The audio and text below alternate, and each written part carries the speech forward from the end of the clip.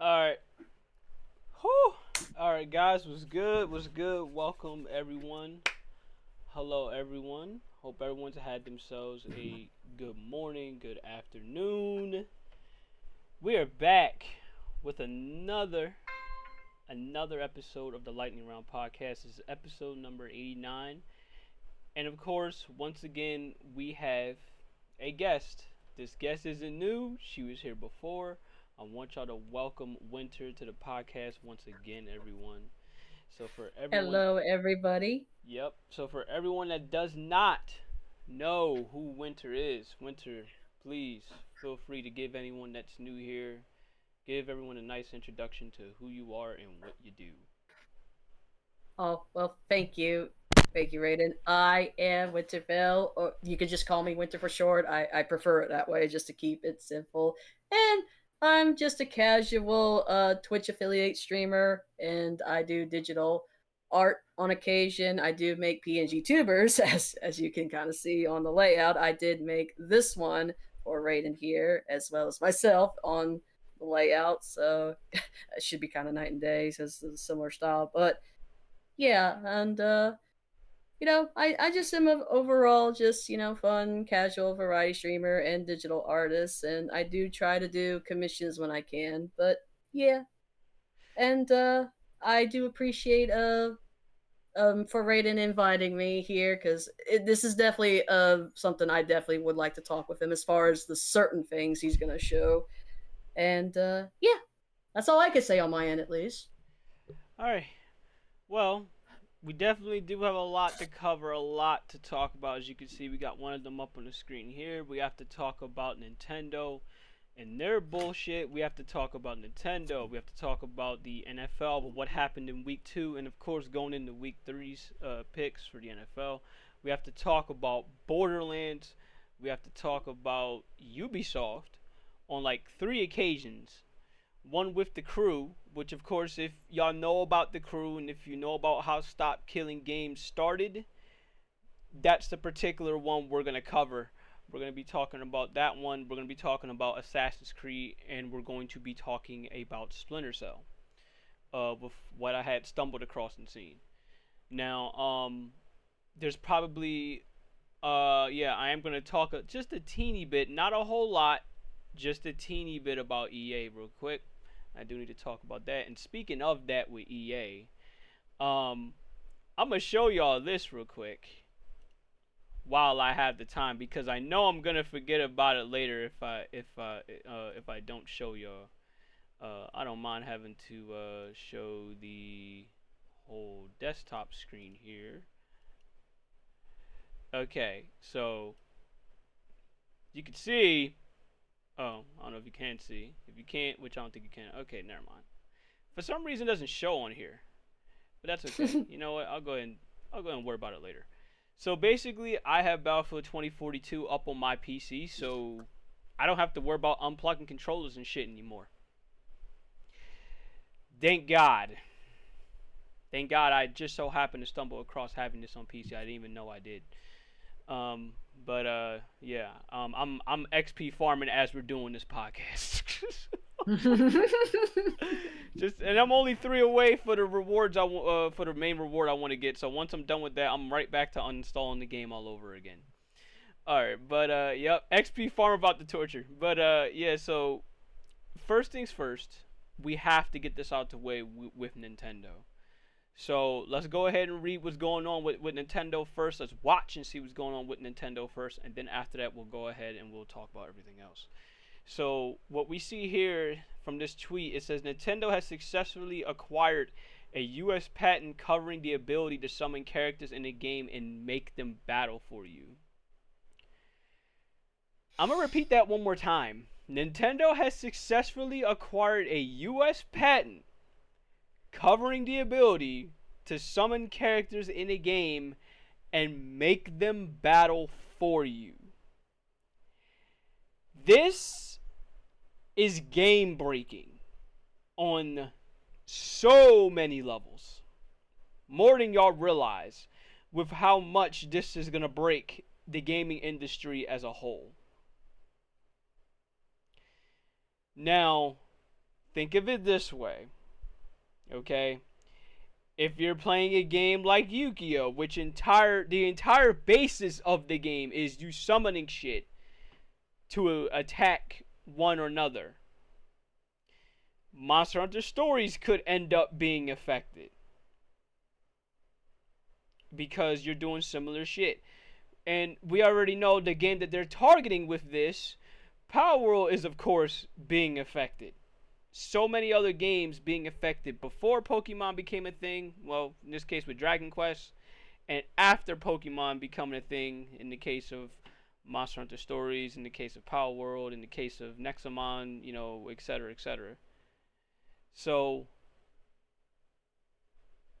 I don't know how else I can stress this, but don't be shocked if later down the line we don't see a lot of these games come out to be like this, you know, to be similar to Pokemon, because everyone's going to be so scared. Every developer, rightfully so, they're going to be scared and damn near pissing themselves when it goes to this whole patent rule that came down.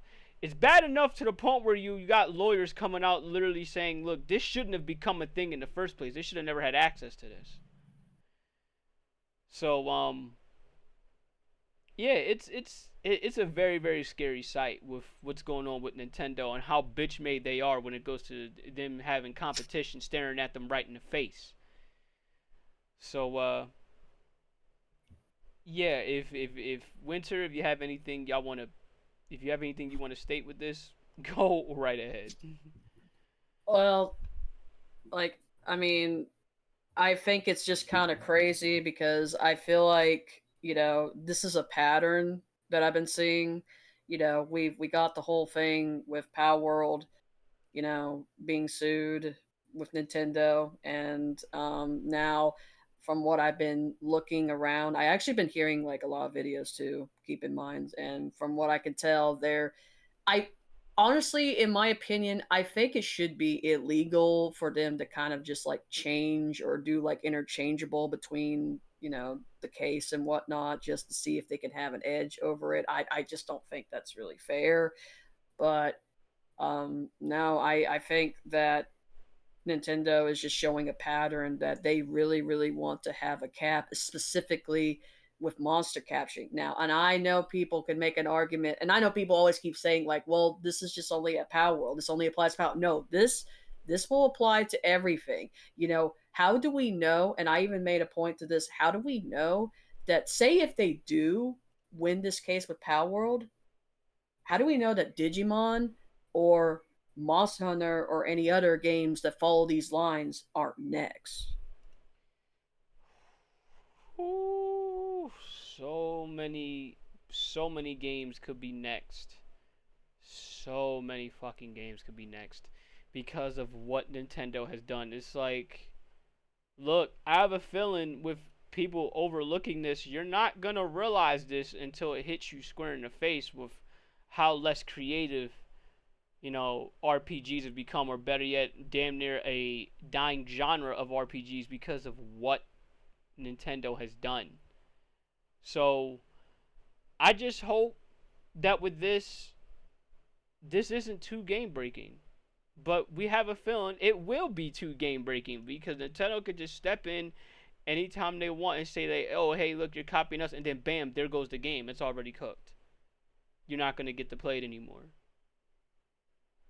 So while they were doing that, right? I know this came out on the 10th. But while they were doing that, they couldn't help but promote the Nintendo Direct. And now, I didn't get to see the Nintendo Direct, but a lot of y'all have. And all I've heard is a lot of negative responses when it went to this Nintendo Direct. So if y'all are okay with this, I'm going to be looking at a couple of the games that they showcase of the Direct. I'm not going to go through the whole thing because we have a lot here to cover today. But I am going to be going through a good chunk of it to see what was it with this Direct that made people not give two flying fucks about it. So let's see what happened with this Direct, because I really don't know.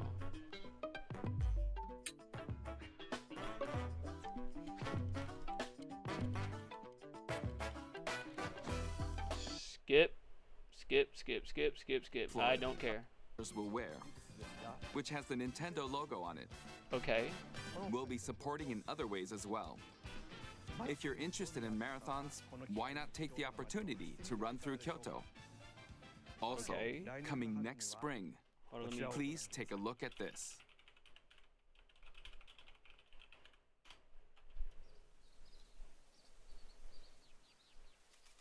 The Mario movie?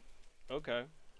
At least they got. At least I kind of felt that was coming. Eventually, you were gonna have to do the movie sequel.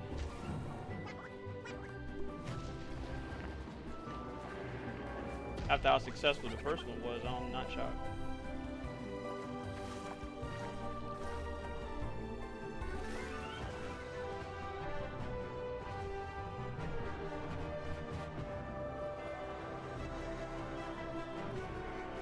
Let me guess, is this one based? Okay, never mind. I'm gonna shut up. Oh, okay. I was not expecting that one. Okay. Oh yeah. Shit. Okay, I'm thinking the minute I see Peach's Castle, I'm thinking, oh, okay, so they're just gonna do Mario 64. No. That's what came to my head, but okay. Alright. Oh, well, that's something I'll be looking forward to watching. And I have a feeling it will be the same actors, but okay. Okay, this is what you need to watch. This part. Okay. Chris Pratt. Yeah, I expect it to be the same actors in the movie. Okay.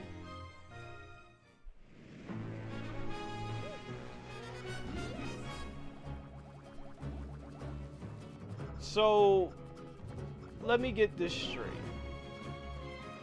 They're basically re-releasing the game that they took off of shelves last I checked. Because if you guys remember, they did this when it went to both went to this game, the second game, and 64, and they took it right off, and people was pissed the fuck off. And I don't blame them. Yeah, it's basically another port for the Switch 2. Didn't have to be one. There literally did not have to be one. But just keep watching.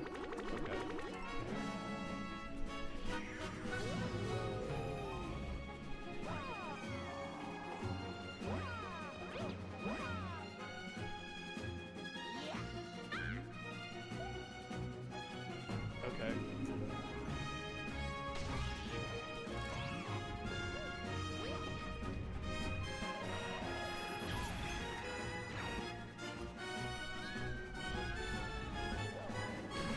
Good old water.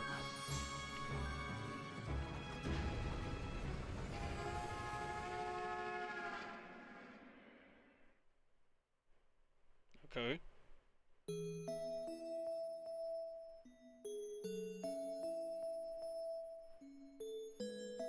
What you reading? You still have the original and you never finished it? I can understand why, if there's certain shit in the game that just bored the hell out of you, or just simply be like, alright, you want to finish it. Okay, so it comes out next month. Anything else?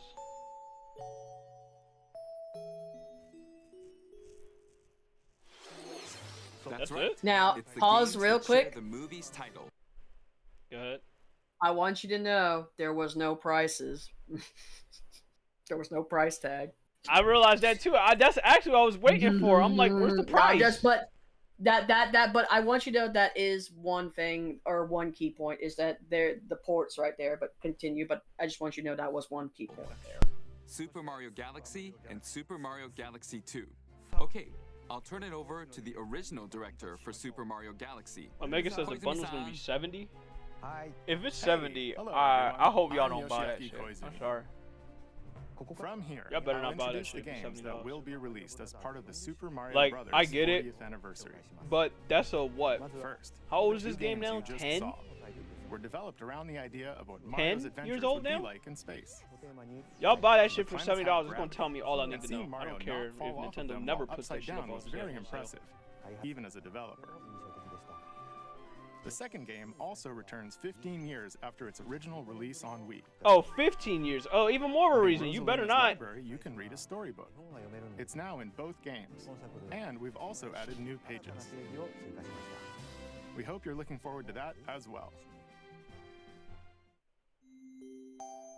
In addition, the storybook will be available as a real-life product. Let me The guess. new pages I Y'all mentioned charging won't be $100 included, for a but book. more details, including the release timing, will be available on the My Nintendo Store website later today. So please check that out. Super Mario Galaxy plus Super Mario Galaxy 2 will launch on Nintendo Switch, but you can play these games on Nintendo Switch 2. Many other Mario titles are also available on Nintendo Switch, so if there's one you haven't played yet, why not take the opportunity to try it? Okay, let's introduce some other Mario games coming to Nintendo Switch 2. You heard Journal's pretty emotional? It could be emotional. I still say fuck it. I ain't spending $100. What's this about? This is another one. This is another key point. The latest entry in the Mario Tennis series is hitting the court on Nintendo Switch 2. When's the last time they did Mario Tennis? Tennis Fever. Use top spins. Aces. That was literally on the Switch. Oh, and my other bad. I'm familiar sorry. shots. I'm thinking longer than that because of what happened with But fucking now you strikers. can also slide and use other fancy footwork with new defensive maneuvers. And swing into action with new equipment called Fever Rackets. That's cheating. Keep a rally but going okay. to build up your fever gauge. Then unleash a fever shot. Oh, $25 for the book? Okay. Freeze That's not, the that's not court too bad. with the ice racket. Summon mushrooms that shrink your opponents using Wait, how much the books mini cost nowadays? mushroom I'm racket. curious. Or duplicate yourself with the shadow racket. There are 30 fever rackets, each with their own abilities. Pair them with 38 playable characters, the most in series history, to find your own strategy. Let's see the game modes being served up. Okay. A talking flower provides riveting commentary in tournament mode. A talking flower. Oh, that was nah. from Mario Completing Wonder. different That was from objectives Super in Mario the Wonder. Trial Towers Okay, mode. I'm about to say, cause it's like, please. Play Please, The I'm talking coming. flower is Expected actually rules cute, in though. I mix it up can't mode. disagree with that, but that's not what's Getting important some right from the now. experience? Wonder I was thinking effects. Omo Child. That's why I said In the online modes, choose between casual play with customizable rules in Omo Child's online infamously room, bad. or go for glory in ranked matches. You can even Even though there's swing ranked the people that Joy-Cons still to play control like a casual. racket for a more Bruh, authentic which is terrible. experience in swing mode. Plus, after encountering monsters on a remote island, Mario and friends How the are fuck we go transformed from into tennis to kicking this? off a series of unexpected events in the Wait, what the fuck? How do we go from, oh yay, we about to be serving up tennis like Serena Williams to, oh shit, we need to go through this real quick. What? What type of shit is this? You intentionally picked up to one and be like, oh shit, drop the tennis rackets. the game's God damn. adventure mode. With That their did not tennis take skills long. gone, the babies will need to learn how to play. Oh, okay, I'm about to say, yo, don't and do that shit defeat to the me. monsters to return to normal. Mario Tennis Fever launches on Nintendo Switch 2 February 12th. Whew.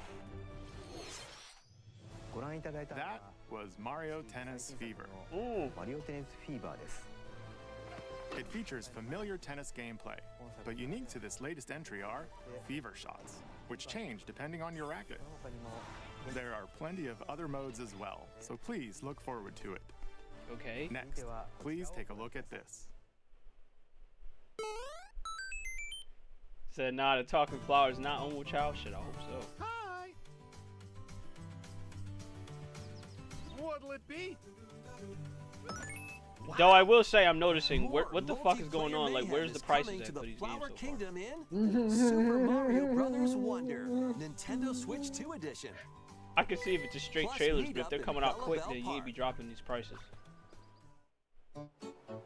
A large plaza has been discovered in the Flower Kingdom, Bella Belle Park.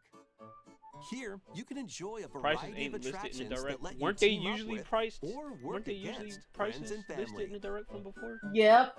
Right. so Let's what the go fuck's over going on some of here? the things you can do. They're pulling like they did the last time with a big Collect the direct. most coins to win. Collect coins as you make your way through the course. Okay. And don't miss your chance to get rich. Whoever has the most lives at the end. That's wins. Rich coming from Use the items anyway. to duke it out. Yep. Dodge attacks and Talk try about to that when we survive. get there. Talk about that when we get there. Whoever's in at the end loses. Run and hide and tag. If you're tagged, you're it. And the other players get to transform and hide. So you said Aces was the worst Mario Tennis game? Was Work it really that together bad? to relay. Pass the bob-omb to each I don't other know because so I it don't doesn't I don't explode play before you like reach besides the goal. strikers. I don't play Mario Sports games, Work together to and that get to was the goal. disappointing. Let me say Place that right now. donut blocks while your friends run across them. After so long, you would have thought they would hit on that, but nope. Jump to the beat. Jump in time and the lift will rise. Get in sync, then 1, 2, 3, jump. Plus, the Okay, I'm honestly gonna skip ahead. You mean to Spring. tell me this is okay? Spring 2026. Okay, fine. I can wait. We'll find that out. That's a Yoshi game. Yeah, that this was is a Yoshi game. games. And that's all like, that's you can skip that one if you want. Yep. I'm saying I'm gonna skip a good chunk of this stuff if it's not all that interesting. Yeah, this is like a lot of like Okay. side stuff here. November 5th. Where's the price? If it's coming out in 2 months. so you'll need to swap between them For a during minute, I'm battle. thinking like, is this Platoon? What the Timing fuck is is critical this? too. Work together to fire colors at the right time to overcome obstacles. You can also use items like shields to block lasers Hey, look, I love y'all, or drones to create but platforms. y'all should not try to be like Splatoon. That game is different. Powerful bosses can be found Stop. at the end of stages. Yeah, but That is a very that's- different Take game. them down. Yeah, that one you can skip to. Additionally, Oh, this is take a look at Metopia. what's happening in the Yep, Tomodachi and I Life know- living dream I game. mean, Tamagotchi Life. That's another one. And That's I know a good bit of y'all care about this, You're in so charge I'll of give this it. island. I'll give it a look. You can create me characters of anyone you'd like living here. Base them on a friend, a family member, or even yourself. Once you've chosen their personality and voice, My name is Anne. your me is good to go. I can't wait to start living here. The me characters you create will Is enjoy something their you plan island to life get if however it they has see the same fit. effects as the Metopia does, says Spike. Oh, maybe. We'll have to see. Wonder what's up? I'm so hungry. Food for thought. Yum. Enjoy. So we're not gonna talk about where you got that from, cause you're still in the room. Looks Wasn't like even in that the hit the refrigerator. spot. This me looks bored all by their lonesome. Someone Tomodachi Life needs a does not equal pick-me-up. Metopia. Well, Even charcoal with probably a that's gravy. what it is, cause I don't play these games. Oh, blast. They really hit it off, all thanks to this meetup. This is just a small slice of the life here on the island. Stay tuned for more information in the future. Bruh. I meant is barrel rolling to the finish.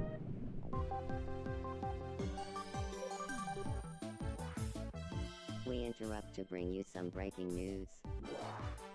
This just in, following previous reports of a 2026 release date, we can now confirm that Tomodachi Life, Living the Dream, launches next spring.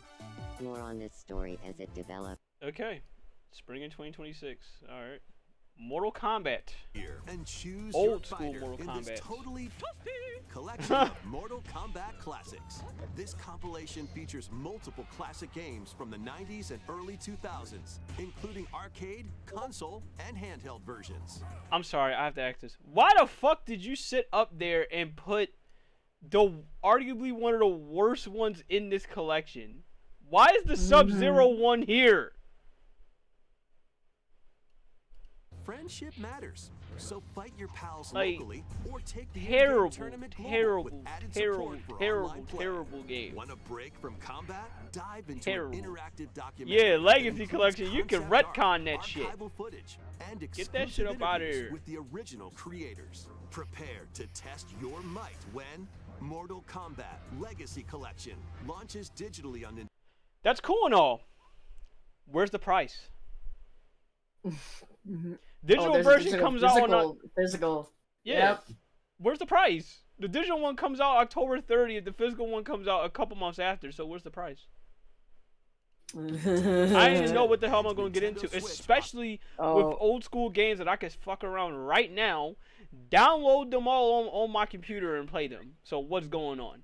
October 30th and physically December 12th. Yeah, it's Mortal Kombat's Legacy. I still need to know what the fuck am I going to be Experience spending. The first game I don't in the care. Final Fantasy VII Remake Trilogy. Step into the role of Cloud Strike. How much am I giving former you? member of Because if you're giving me Shinra's bullshit, elite I ain't soldier for it. unit. I don't care if it's no While game. he's working as a I ain't mercenary, spending $8 the for no legendary collection. hero You out your Sephiroth, mind. who supposedly died on a past mission, suddenly appears. Like, we gotta call. The fate We of the gotta call planet for what it is. now Man. in your hands.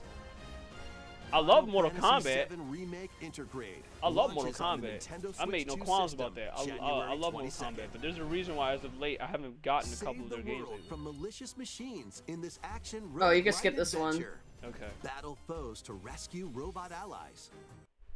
I'll You be can honest. skip Yeah, this. because it's like I'm Skip, seeing a skip, lot of these skip. games where it's like people are. Oh, just, this is the Hades. This is Hades 2. The animation is actually. I think you should watch the animation. Go back. I think you at least should watch the animation. The animation is actually pretty fire. Look at this animation.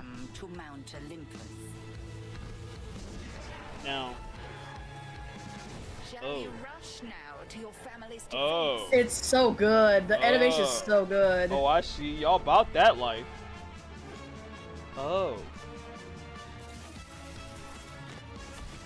Or shall you strike our enemy in the heart of the underworld? Okay.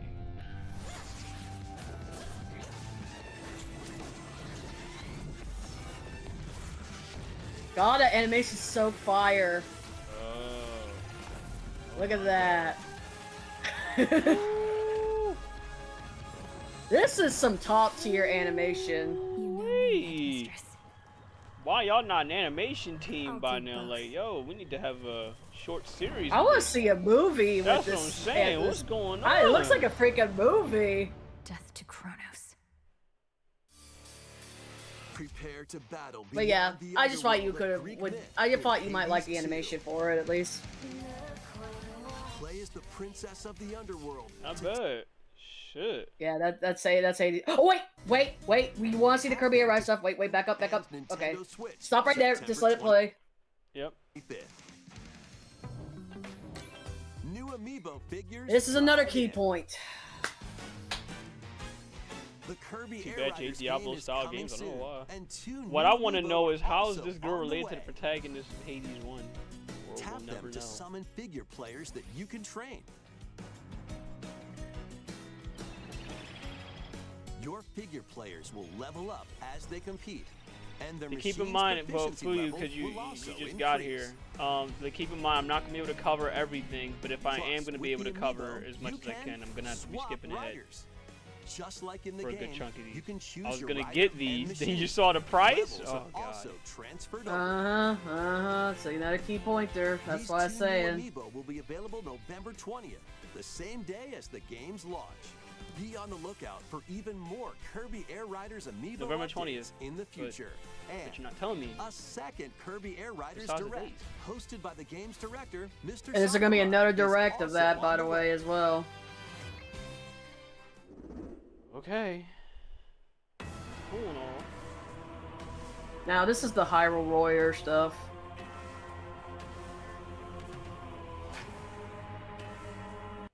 Run that by me, Fuyu? They're $50?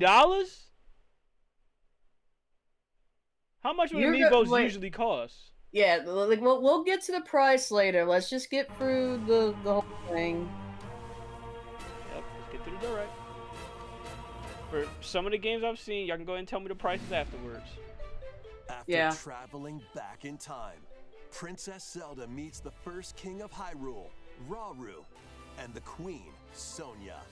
She joins them to take on Demon King Ganondorf in a conflict that will come to be known Demon as King, the never heard of Imprisoning War. Take on hordes of enemies as you fight alongside your allies. Like this brave Korok. Get familiar with your allies' abilities so you know which character to swap to in any situation. Zonai devices can bring water, wind, and other effects to combat. Make strategic use of them to counter your enemies and alter the flow of battle. Pair up with nearby allies to unleash mighty sync strikes. Depending on the pair, sync strikes can deal high damage or have a variety of other effects. Invite a friend to fight alongside you in split-screen co-op. And with Game Share, you can play together on 2 separate systems, even if only one player has the I will game. be right back real quick, but you can keep watching. Alright. Uncover ancient truths that were only glimpsed in The Legend of Zelda: Tears of the Kingdom.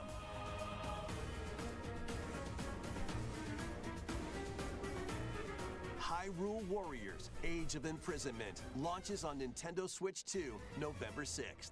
Pre-orders begin later today on Nintendo eShop. Alright. How many Hyrule Warriors games has that been, by the way? Fucking 3? 4? Right. That's enough for one day. Time for me to head back to the castle. And remember, not a word about this place to anyone.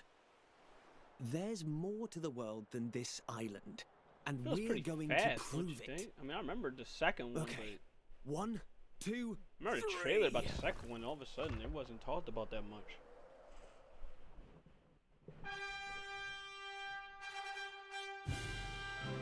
Oh shit, Dragon Quest. From how that looked, that might be Dragon Quest from that animation. Is it Dragon Quest? Okay. Okay, thank you. Like, I can see from the animation that it's usually their thing. Guided by a mysterious tablet, a group of young heroes embark on a journey. I'm sorry, but is it bad that now when I look at the hero, is like I just look at it as, oh shit, Smash Brothers hero, where this shit's motherfucker's gonna suicide himself. It's bad that I look at it like that now. I can't even look at it for the game no more. I look at it as the hero be a walking nuke. Oof. Who wasn't busted by any means, but the motherfucker was just out here being like, oh, okay, take this thwack, you're dead. So why one of the dude's chins look like, why one of them look like a walking Uricon? Alright, I'm sorry. Oh, hold up. I see. Oh, God. What? Yeah, I see Dragon it. Quest? I see it. One of the characters. Welcome back, by the way, Winter. Yep. That motherfucker right there is a walking Uragon. Oh, my God.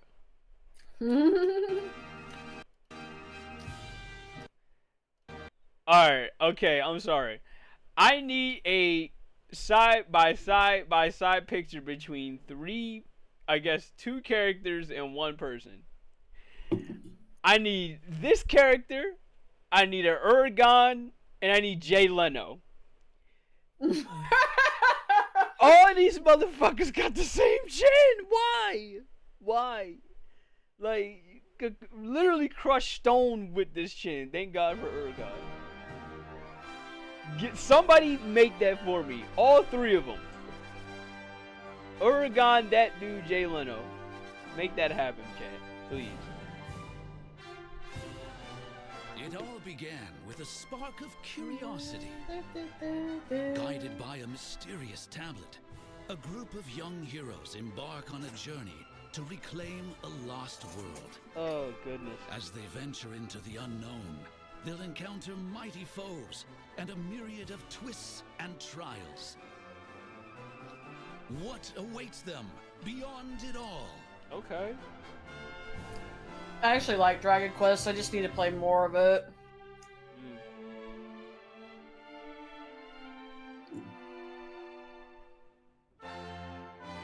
A Dragon Quest, prepare yourself knowing what Nintendo has done.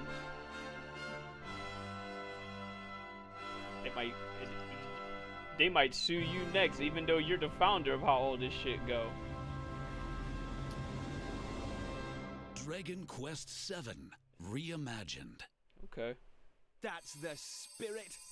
Look out, world. Here we come. Alright, February 5th. Alright. Better prep for That next was year, Dragon Quest VII Reimagined. We hope you're looking forward to the journey ahead in this reimagined world. Now, we'd like to announce two things. First, yeah, they better not some sue news Square. about the And they Nintendo better not Today sue. Oh, you can Capcom skip either. that. Oh, okay. The- Noted. Thank you.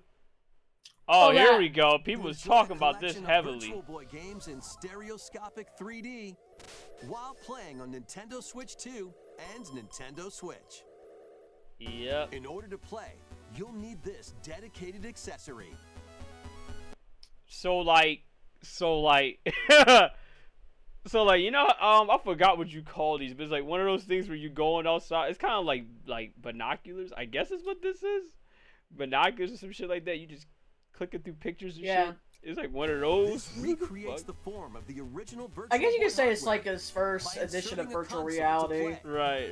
Like, what the hell? Both Nintendo Switch 2 and Nintendo Switch are That is a supported. failed relic from the past. Well, I guess so. Play Mario's Tennis. Galactic Pinball. No. Television Oh, Boxer, absolutely and not. more. Oh, nah, bro. The 14 Getting classic boxed games up by shown here are Robot planned to Red be Mike released over Tyson. I'm time. good. Virtual Boy, Nintendo Nah, Classics bro. is scheduled to launch February 17th. Notice a A lot of dedicated these titles accessory are needed to not play going Virtual near Boy. December or Nintendo Classics will anything. be Right. available in the future. Oh, fuck that. A cardboard model He of used the to burn accessory will retinas. also be available. That was Wii U before the Wii U. Ooh. Nah, I'm not playing it like We hope you're this. looking forward to Virtual Boy, Nintendo Classics. Okay, Oh, let's see I some more love y'all, but I'm headlines. not playing like this.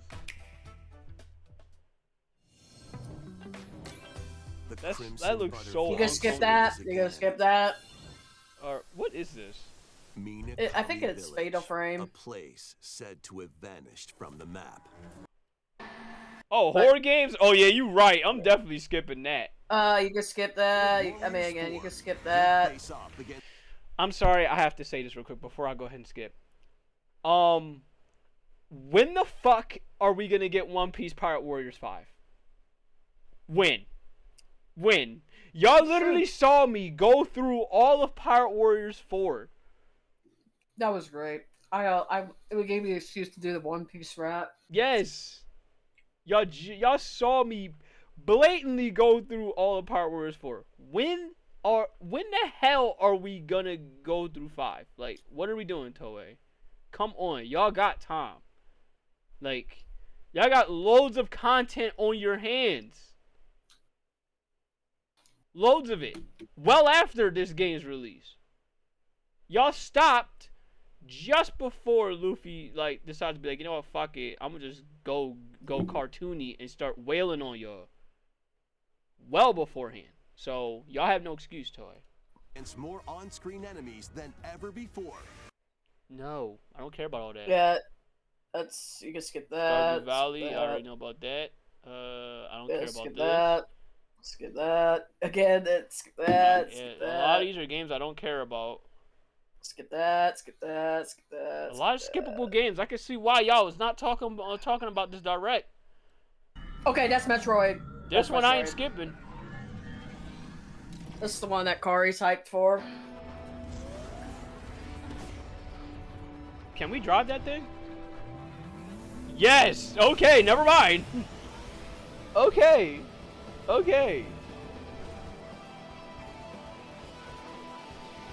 Why is Akira... this so empty looking though? Well, I ain't shocked because it do be like that in the desert. I ain't too shocked. You got Samus hitting Akira slides? That's what I'm talking about. They gave Samus her own cloud bike. Nice.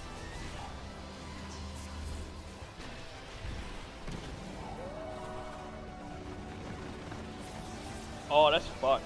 You gotta go after dogs that want to kill you. For no reason.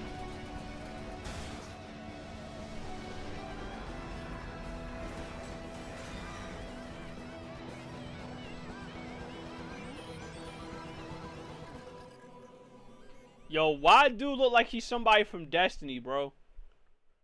Hold I up. like Destiny. Hold up.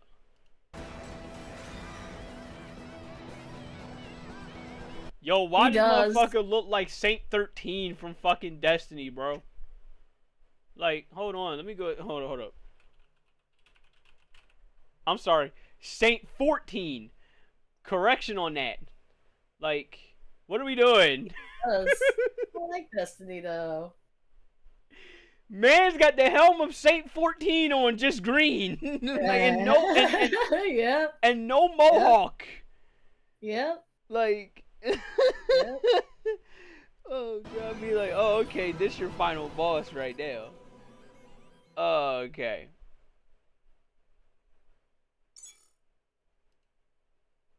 Well, she was talking about this, so happy birthday, Kari. This comes out right on her birthday. Ooh. That might be the one book worth getting. I ain't even gonna sit there and lie to you. And let's not forget amiibos, by the way. How much you wanna bet these amiibos cost like $80? Just keep playing. Oh goodness. Sonic?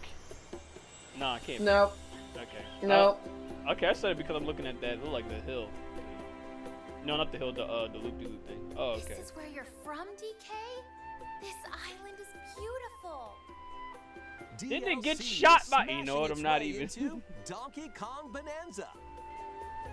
This new edition lets you barrel around DK Island, the home of some familiar There's faces. already DLC for this, by the way. That's not good. And if you finish the main Like game this is story, decent. This is DLC. Just Void-Con will offer you to a keep it position simple in with the you. This is ranks of the DLC. Void Company. Okay. What do you think? But I don't like the idea that this is DLC already for a Your game that mission? hasn't Collect as lasted. much Oh, shiny green ore as you can in just you wait Emerald until Rush. later. I don't like the idea that we already get Meet your DLC. emerald quota within the time limit to clear That's each where I got run. a problem. I could see if this was like 3-4 months, but this feels The like it's key not to even a month. amassing emeralds is collecting fossils to gain perks. Collect a fossil, and you'll get to pick Damn, happy from birthday 3 all of y'all, random ones. by the way. I don't know if that meant for Metroid Prime, but Perks still happy have birthday different all y'all. effects, like getting more emeralds from defeated enemies, or more jam-packed treasure chests.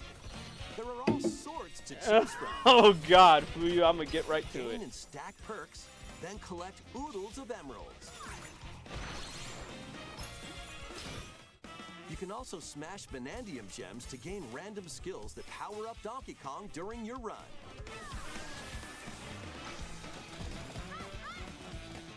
Your perks and skills reset after each run.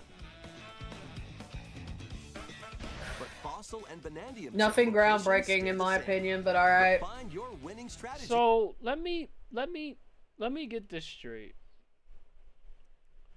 You drop a DLC when the game is not even. It's not even been a what? year. Not It's even not close. even been a year. Not even close. It feels like what, 2 months? A month or two? Since the game's release? Hardly even a month the way I see it. The fact that I'm already guessing. And you drop a $30 DLC that's nothing but collecting and smashing shit? That's it? It's supposed to be like a sandbox game, but I ain't yeah. with this shit. You charging $30 for that? Nintendo, you lost your fucking mind. This Skip. one.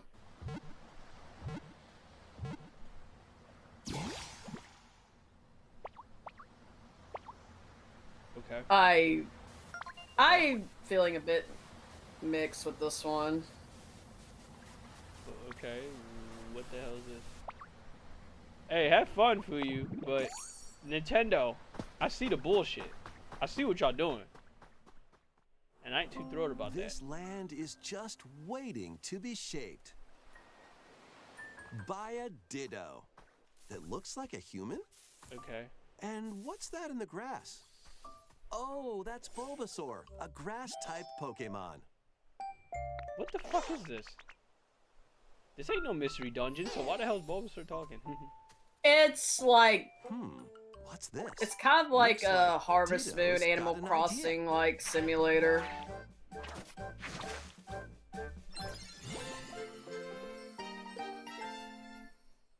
Okay.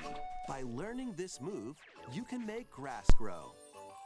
Or Squirrels Dragon walk Quest around builders, and that could be keep it another all good healthy. comparison because you're building As shit nature too. flourishes, so do the Pokemon.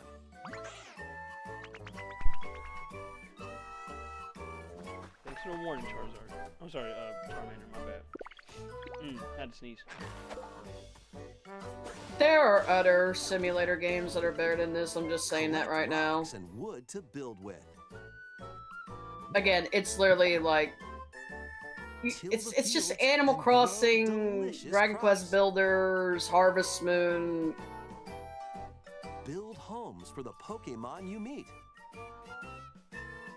There's so much to do here. Yeah. It's And there's it's already games that did this. There's already games that did this that's so much better. and it's gonna cost $60. No need to rush though. Go at your own Cause pace. y'all motherfuckers is greedy. That's why. I don't And even you'll trust have y'all a anymore. wonderful space before you know it.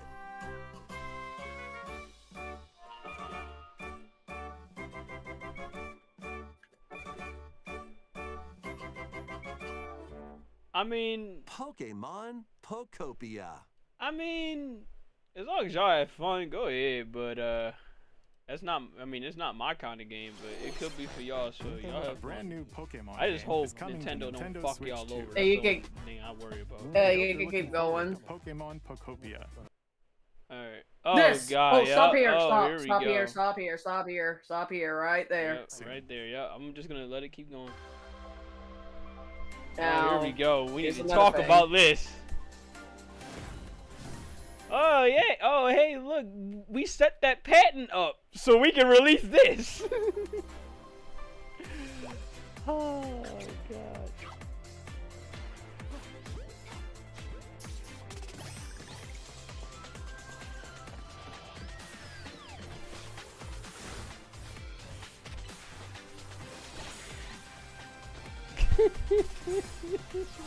Emote.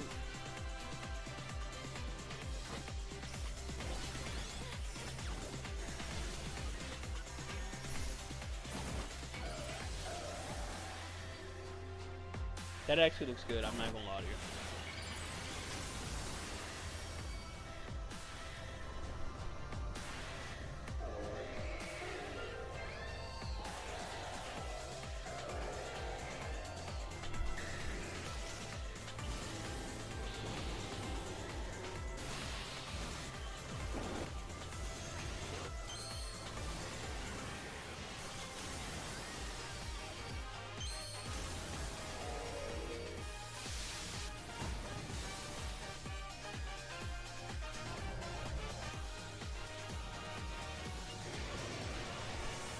Hold up, before we continue, I saw yo ass. I saw you. Didn't you die?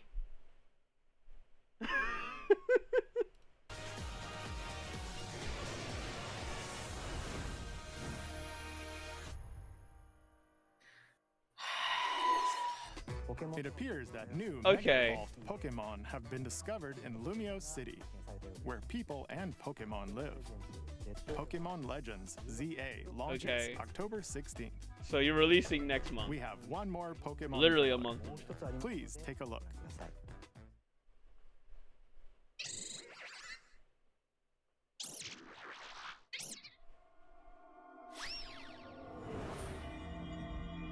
This ain't Cross Worlds yet. What the fuck you doing?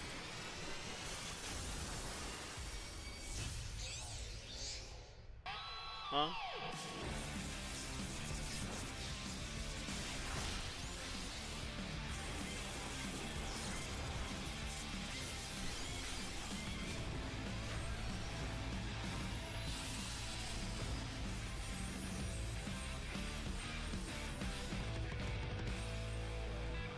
Why? Pay DLC. Pay DLC. You see that over there? It's not even out yet, and they already have a DLC for it. It's not even out yet. Excuse me. I have to say this. Nigga, what? What? Pay DLC already for a game that hasn't even released? What type of fuckery is this? Yep. What kind of greedy ass shit is this?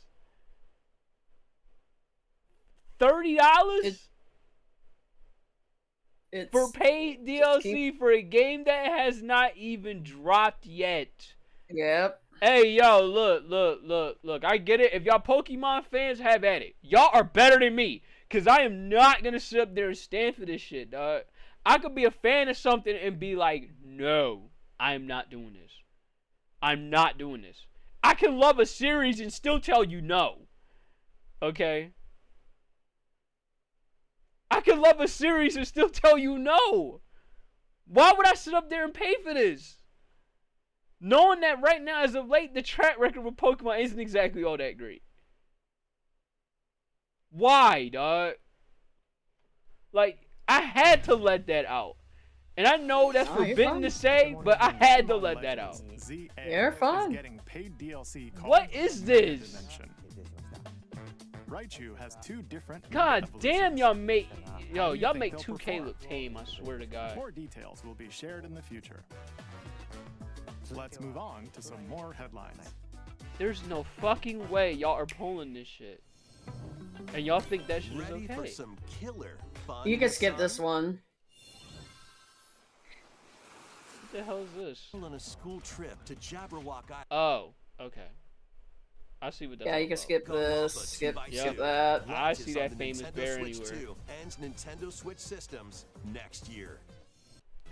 As a I gotta nameless see hero, this. This join this forces Dynasty with Warriors? Xiao Xiao, Sun Jian, I think. or Liu Bei on your journey to become a true warrior. I know people did not like this game, so Your choices this will is very influence your interesting. story and may even alter historical events from the Three Kingdoms. Oh, never mind. Take that back. They did like this Plus, game. I'm thinking the game beforehand. DLC is My on the bad. way. Origins I heard was actually good. Choose a different path and experience new developments that weren't in the main story. Walk your own path and become a one-man army. When Dynasty Warriors Origins and the DLC both launch on Nintendo Switch 2, January 22nd. I'll say this: if you're a Warriors fan, or if you're like, yeah, if you're a Warriors fan and you haven't played what originated all this, you deserve it to yourself for playing Dynasty Warriors 4 or 3 or even Dynasty Warriors 8 because they're very, very good. Get to know a bit of your history whenever you can. Two fates are now intertwined. I'm looking forward You to can skip this. this I one. ain't skipping this. Oh. I'm looking forward to this. I ain't. Oh. I I didn't get know to which see one. this. I didn't know when the stories free came in. That's why I don't know if it was like middle or end. It's been a while. Yeah.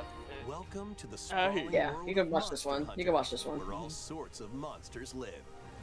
By bonding with certain creatures called monsters. God, this looks like a better improvement than 2. I will. It looks really good. It's the Toby Garechi. Toby Garechi. It's the Toby Garechi. It's the Toby Garechi. Finally making that motherfucker playable. I was very upset when you. Oh my god! I was very upset Yeah. when you couldn't sit up there. What the fuck is this?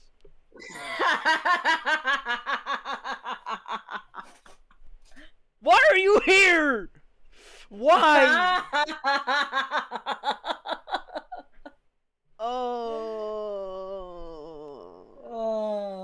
Oh. Yep. No. He's defeated. It's gonna be okay, Pooh. It's gonna be okay. I'm about to get hip checked from like across the street. Yep. Literally from my room up to across the street from that person's room. Oh my god, why? Why are you here? And fly through the Why air are as you freely here? Explore the map. I will say that's cool as shit. But why are you A here? strange phenomenon that causes petrification now threatens the world. It's up to you to venture forth and find the source of the danger in order to prevent total calamity. Raise your monsties, bond with them, and work together to face whatever stands in your path. Monster Hunter Stories 3 Twisted Reflection soars onto Nintendo Switch 2 March 13th. Now, I only have a few questions with this game. I only have a few. One, can you actually co-op, not just do co-op? Because this is the one thing we loved Monster Hunter Stories 2, but the one thing I always wished for was you could not only just co-op missions, but I wish you could co-op the story together as well. I don't know if they're going to let you do that. I wish you could do that. But the only other thing I do kind of wish for is I wish for I'm trying to think of it. Wait, that's it? You can skip to the end, I think, because there's one game at the end. Okay. Don't nobody give a fuck about soccer right now. Yeah. You can skip. Oh, Virtual Fighter, okay. Oh, hold up. I'll talk a little bit about what I want to say with Stories 2, if it can come up. Oh, this is the Resident Evil stuff, I believe. Oh, okay. I don't care. I'm gonna be honest with you. So, but again, it's gonna be at there, over there. Back. Okay, that's the last one from Nintendo. Thank you for watching so far. Next will be our last announcement. Yeah, y'all know me Please and horror games take a don't look. mix. So, yeah.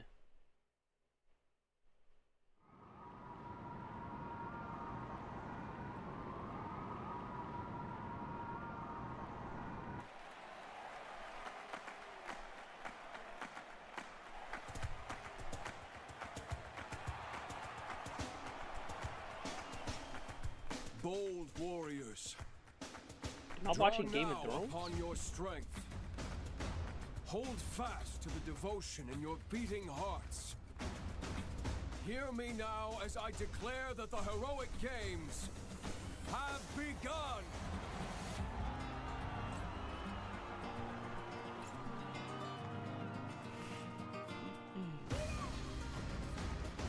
Okay. I only want to fight so I can save my father's life. It's Fire Emblem. You know what the sad part is? I never played a Fire Emblem game. I love Fire Emblem, but I'm not getting this because it's on the Switch too. Yielding strength for any foe. Sheer strength. I love free houses. Above Hey, all, Violet. I need the strength to lead my people. Oh yeah. Strength enough for a queen.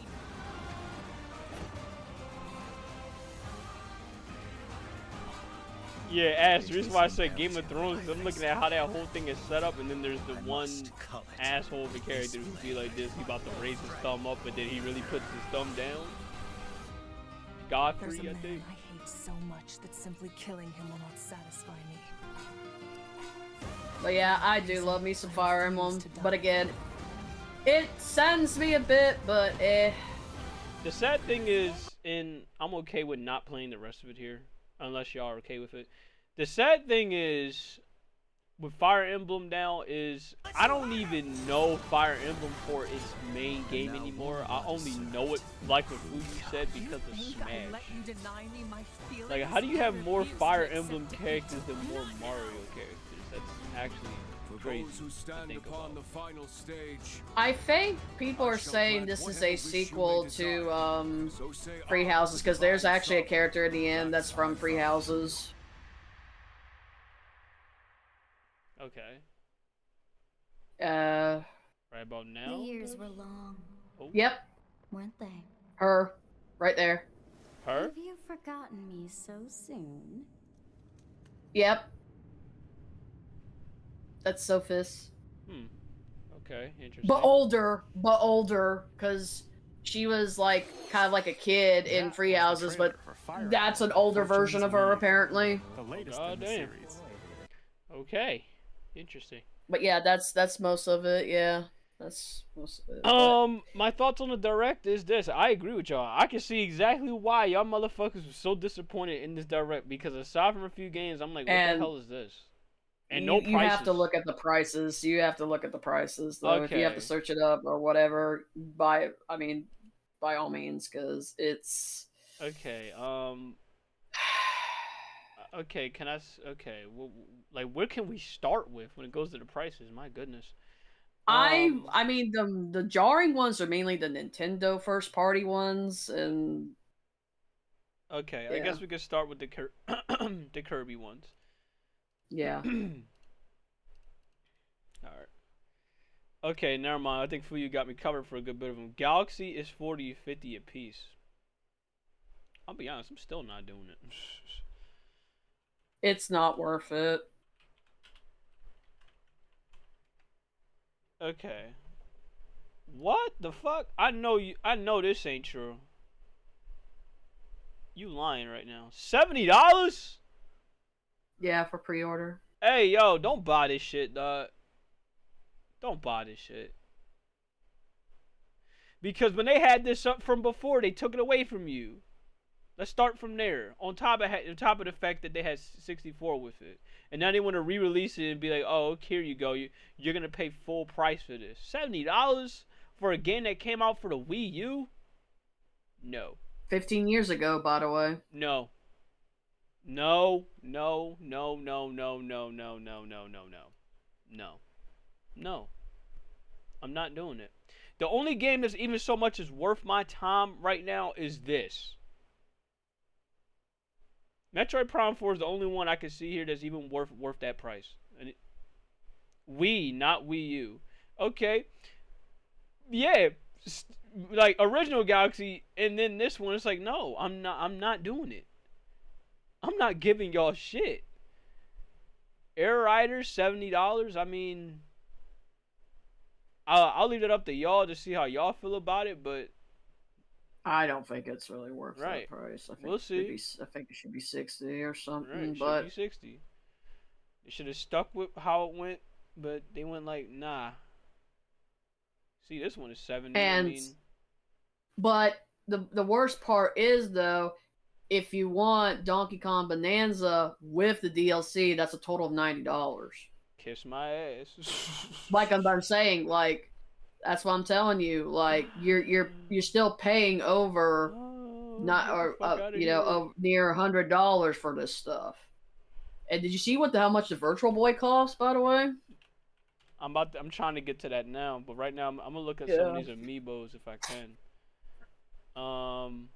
If I can find them. If y'all could give me a store or some shit like that, where y'all could find like the prices on these amiibos, please do. You probably could type the Kirby amiibo, like the Kirby Air Ride amiibos, maybe. Yeah, because right now the websites ain't giving me much.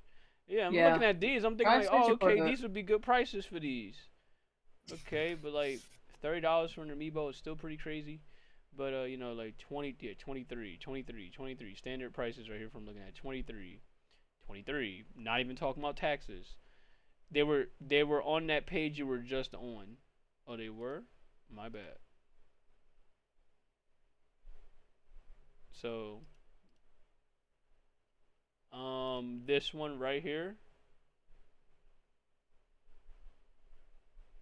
I'm gonna assume. But let me see. Okay. How much is okay? So they're not gonna give me. Well, okay, they're not giving me prices for some of these. Prices. Yeah, it just shows the.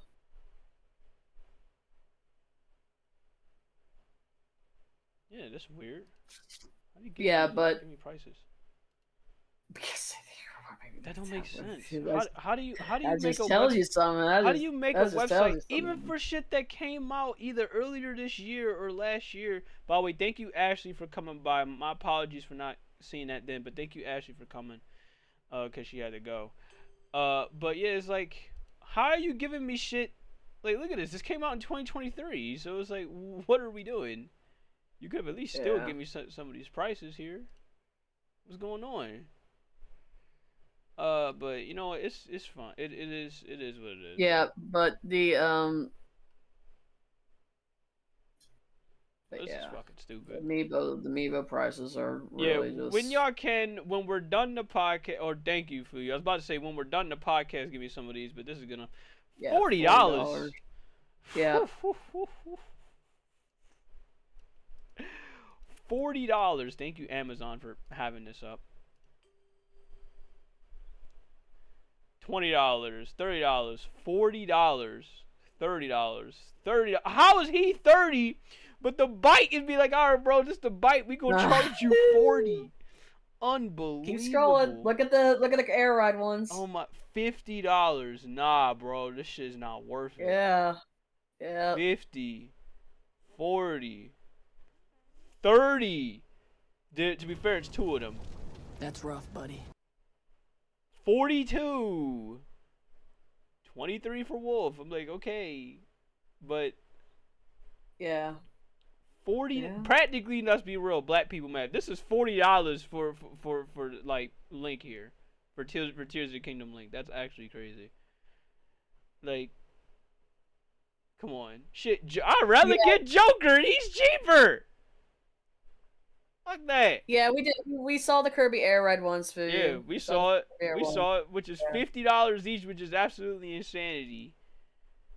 $100 just for some fucking like just for basically a fucking statue at that point. Like, come on, what are we doing? $50. I don't got no words to say about that. For fun? Nah. For fun, you could feel free, but my goodness, man, this is But yeah, look at the Virtual Boy stuff. Look at the prices for that. All right, let's look that up now. Yep. That right there. Yep. Or is this? Well, oh, you did type Virtual Boy. Or no. Okay. Hold on. Hold on. I think you gotta type it Virtual Boy. Yeah. This is what I see right here that comes up. Look up the new Sonic Racing Crossroads commercial. Oh, trust Hold me. on. We gonna get to that in a little bit. Oh, hold on. Maybe I can. Yeah, if you can find it. But you could. Yeah. Yeah. Let me see if I can do it this way. $100. I'm see it right here. $100 for this. Yeah, there you go. Yep. Ain't nobody buying this shit. Yeah.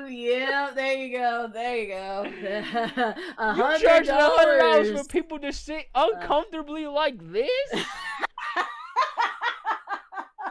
Boy, look. That shit better make me some barbecue chicken, dog. $100 for that? Boy, you not serious. Like, yo, Nintendo, how much money you think I have? How much money you think everybody in this world has, bro? Shit ain't cheap around here. You charging $25 just for a cardboard? Yeah, for a cardboard. Solid Snake would love this. I know I wouldn't. For a fucking cardboard, dog. Unbelievable. Nah, Nintendo, y'all gotta do better. Y'all gotta do better. That's what I told you. Type of shit I see at the movie theaters. Like, what the fuck? Like, no, Chief. No. Let me guess. Y'all charge $100 because of a fucking stand here? That it? That and this shit is like hard plastic? Nah. No.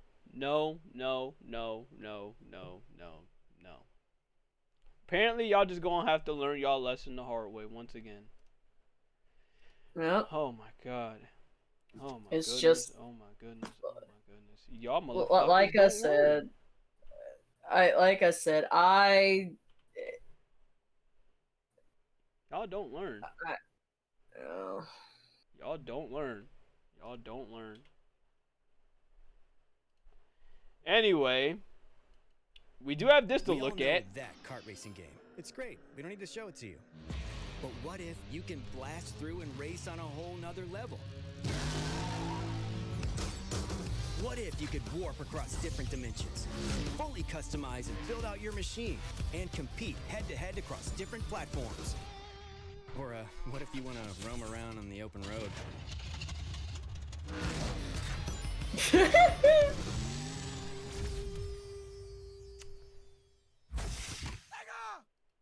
Next week, everyone, next week.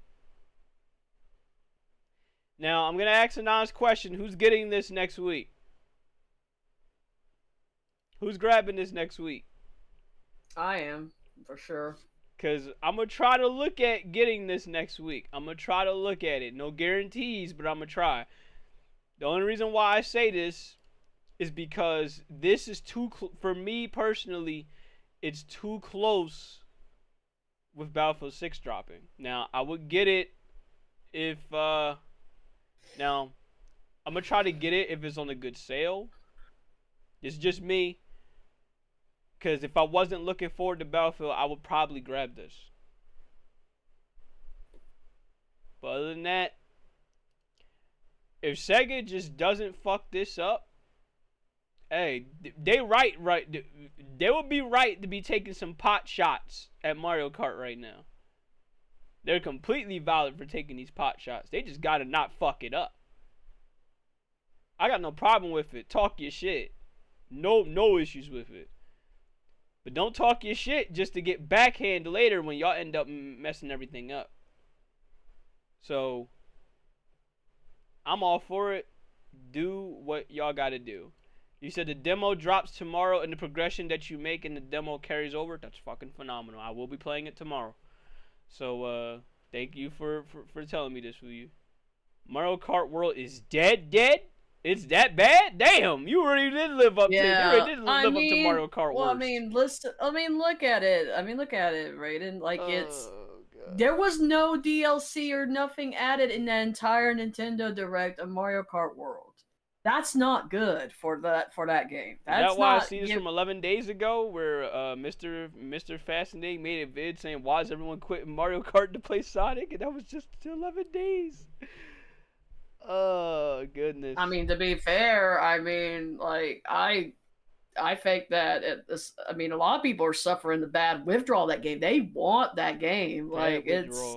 Yeah, I know.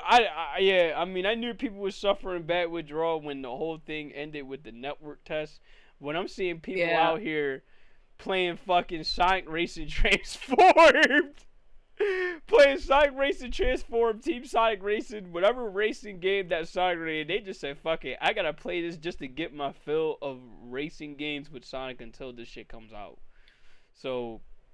And what did Mario Kart World do? Just made everybody. They all just went back to Mario Kart 8. That's all it did. Goodness. That's all it did.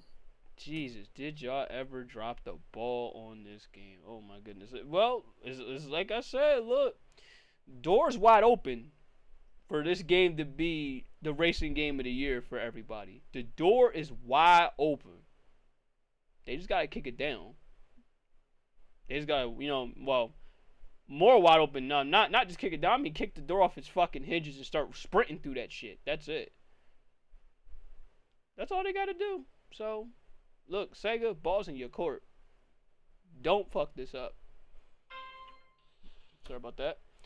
Alright, so I would bring up the prices of all these games, but look, I'm gonna leave that up to y'all because y'all been doing a good job of having to just send me this. So, for all the first party games, or maybe even the third party games, whenever y'all can, just send me the price of all this shit, because like I ain't gonna have time to be looking up all this stuff. So next to talk about, we need to talk about some of these reveals that I just happened to come across on the timeline right before we started with this podcast. You say, oh, because it's fun, Mario Kart 8 Deluxe is actually fun. I mean, it better be. It's been fun for a while. Alright, so we got a new Alien game coming out, apparently. So if y'all like Alien, then you got this for you. I know my cousin loves him some Alien Isolation, so he might be looking forward to this.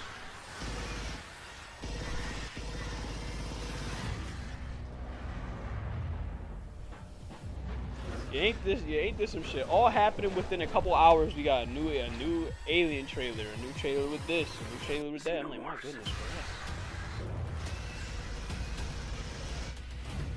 Shooting this xenomorph is never a good idea. Deluxe Racing is $90. Don't ask me how much Bao and I are spending on Digimon. 120. I'm guessing. I'm actually looking forward to the Digimon game. So I guessed on that one, by the way. Humanity ends. The reason why is this acidic blood be splattering. Yeah, I mean their blood is green, so I'm not shocked there. It is nasty. As long as one colonial marine fights. Hey, I was right. I guessed right off rip. 120. That's crazy. Hey, look, have fun. We still have a chance to survive.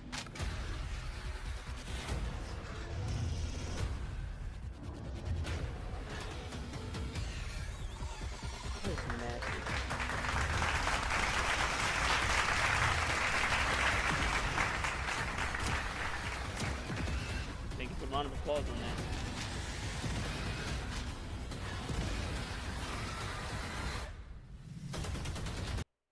that. Okay, well, if y'all like Alien, you got a new Alien game that comes out literally at the end of the month. We got Skate. So if any of y'all know about the legendary shit with Skate, you know, where everyone was clamoring for a new Skate game. It's now in early access, and you get to play it for free. So pull out that skateboard and be on your Tony Hawk shit and go have fun. In fact, there's a trailer for it.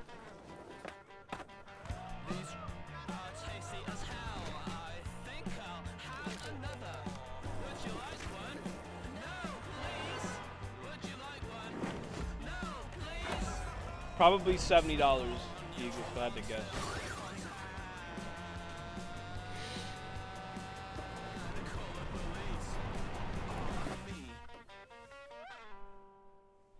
And that's all I've seen people do is sit up there, get on Skate, and start doing some crazy ass shit where they just jumping off skyscrapers and shit with skateboards and having the time of their life. So, y'all have fun.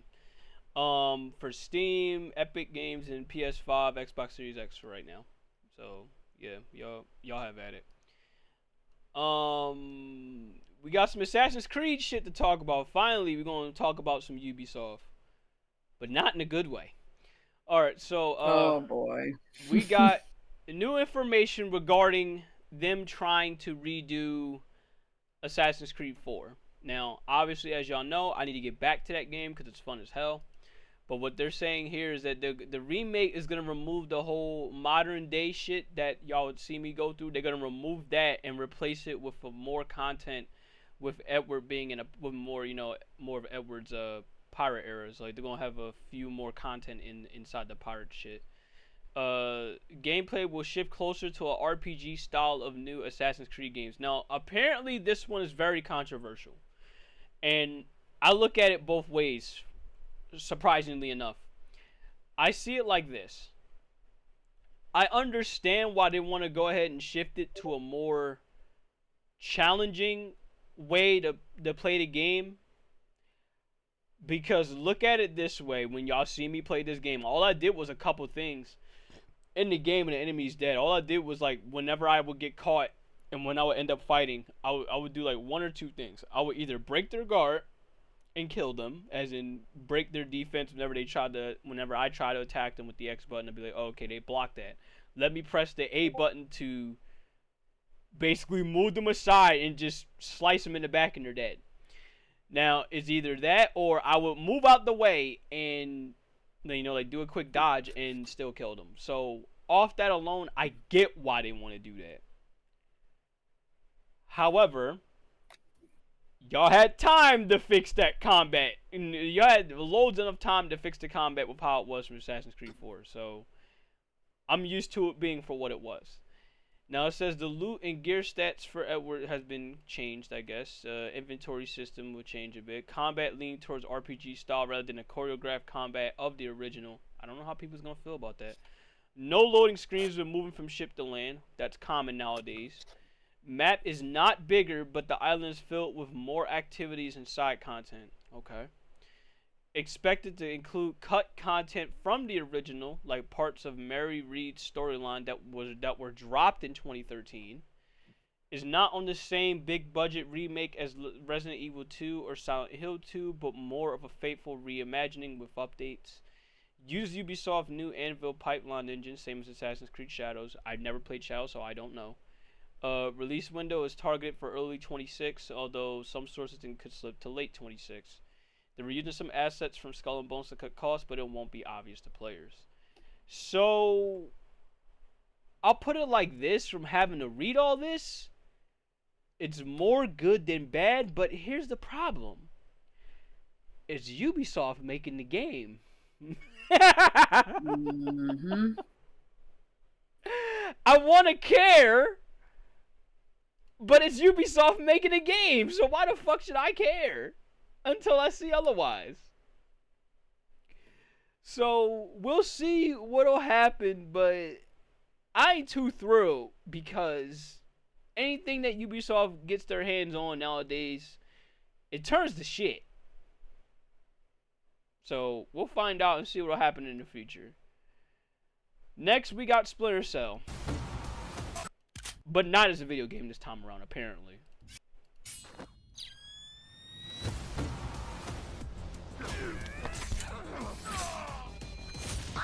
Been too long, Sam Fisher. Okay. We don't have much time. McKenna has intel we can't afford to lose. Why don't you tell me why the entire Eastern Bloc wants a piece of you? It's not me they want. They said watch. Blueprints of some sort. A time for change is upon us. Diana Shetland, this mission is personal. It doesn't have to end like this, Sam. I'll give you that little bit of a, yeah, I'll tell you what happened with that in a little bit. Sounds like we're going to the ball.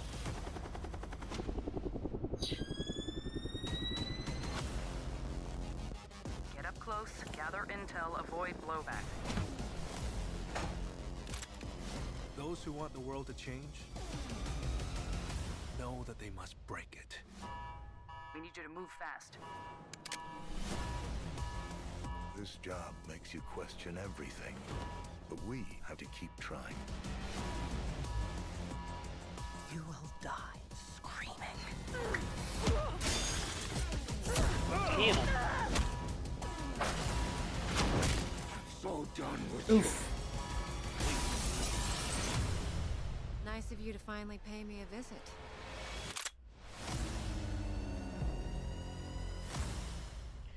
Now, Splinter Cell decides to be like, okay, you know what? We're not going to give you a game right now, but we are going to give you a little bit of an animation. So, I'm mixed with how I feel about this. Now, if any of y'all like Splinter Cell, feel free to go ahead and chime in. I'm very mixed on how I feel about this. On one end, yes, this is good. I got no problem with this being an animation. I'm cool with it. My issue is, we just saw what happened with the Devil May Cry animation. We saw how people was not too thrilled about it. So seeing Netflix get their hands on this, it's like, okay, y'all gonna fuck this up next? Now, this is from the person, this is from like what, the writer that did John Wick, so I hope, I mean, like, John Wick was very fucking good, as we all know. So, we'll see what'll happen, but I'll give you that little bit of Easter, I guess, callback? I'm not gonna say Easter egg. More like a callback here. Let me see. It was right here, right here. So for y'all that don't remember, when I went through playing Splinter Cell Chaos Theory, we killed this dude. Sam shot this dude right in the head because he was a traitor to his team, so he did what had to be done. So apparently, what we're looking at here is that's the killer's daughter. So apparently she decided to take up what he was trying to do and go about it a little bit more beyond that. So I'll be looking forward to see what'll happen with this animation. But yeah, again, if any of y'all got any comments with Splinter Cell, have at it. I mean, for me personally, I just want, like, when it goes to the Splinter Cell game, I just want it to go back to how it was when it first released. You know, Xbox, PS2 era Splinter Cell. Please just give me that. I don't got no problem with Blacklist, but there's a reason why I haven't even so much as touched it yet, because I don't want to play it right now. So I'll keep it at that. All right. Borderlands, here we go. It was a matter of time until I end up start talking about 2K. Borderlands' very own Randy Pitchford says, get a refund from Steam if you're unhappy with Borderlands 4. This is coming off of Borderlands 4 looking like this. What? Oh. Oh. Ugh.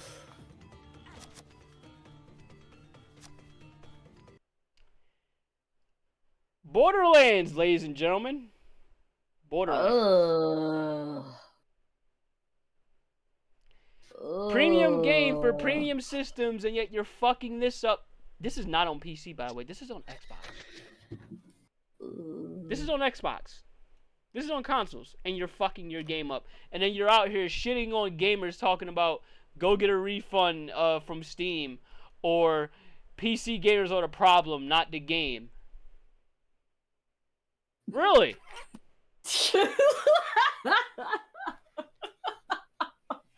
In case if developers forgot, do y'all understand that we could just not buy your game and you're the one that's in trouble? Especially when you have shit look like this. Y'all making Cyberpunk's release look tame. Really tame. Man. At least Cyberpunk was still playable despite the bullshit. You mean to tell me you're having FPS drop issues and everything with all this, and then you're gonna be out here blaming gamers? It's my fault? Huh? My fault? After I sat up there and sunk 70, 80, 100 hours on your ass, it's my fault for me wanting to get what I paid for? Because there's other games that's out here that cost the same price, and I could say it's already worth it in Borderlands 4. What are we doing? I don't understand this stigma as a dev where you know damn well you need gamers to make a profit. Why are you out there shitting on your own product? That's what you're practically doing here. You're shitting on your moneymaker. Winter, I'll leave it to you. If you have any words you want to get out with this, have at it. I just, you know, I really just hope that everybody just have, at this point, if people are going to act this way, I mean, I guess as far as like people like devs and whatnot, I think y'all need to have a really good steward of your money, because this is just very immature. It's... No, I'm saying that's my reaction. Thank you, Eagles, for this. I'm like, ain't no way you really doing this. Ain't no fucking way. This is also my reaction. Are you fucking kidding me?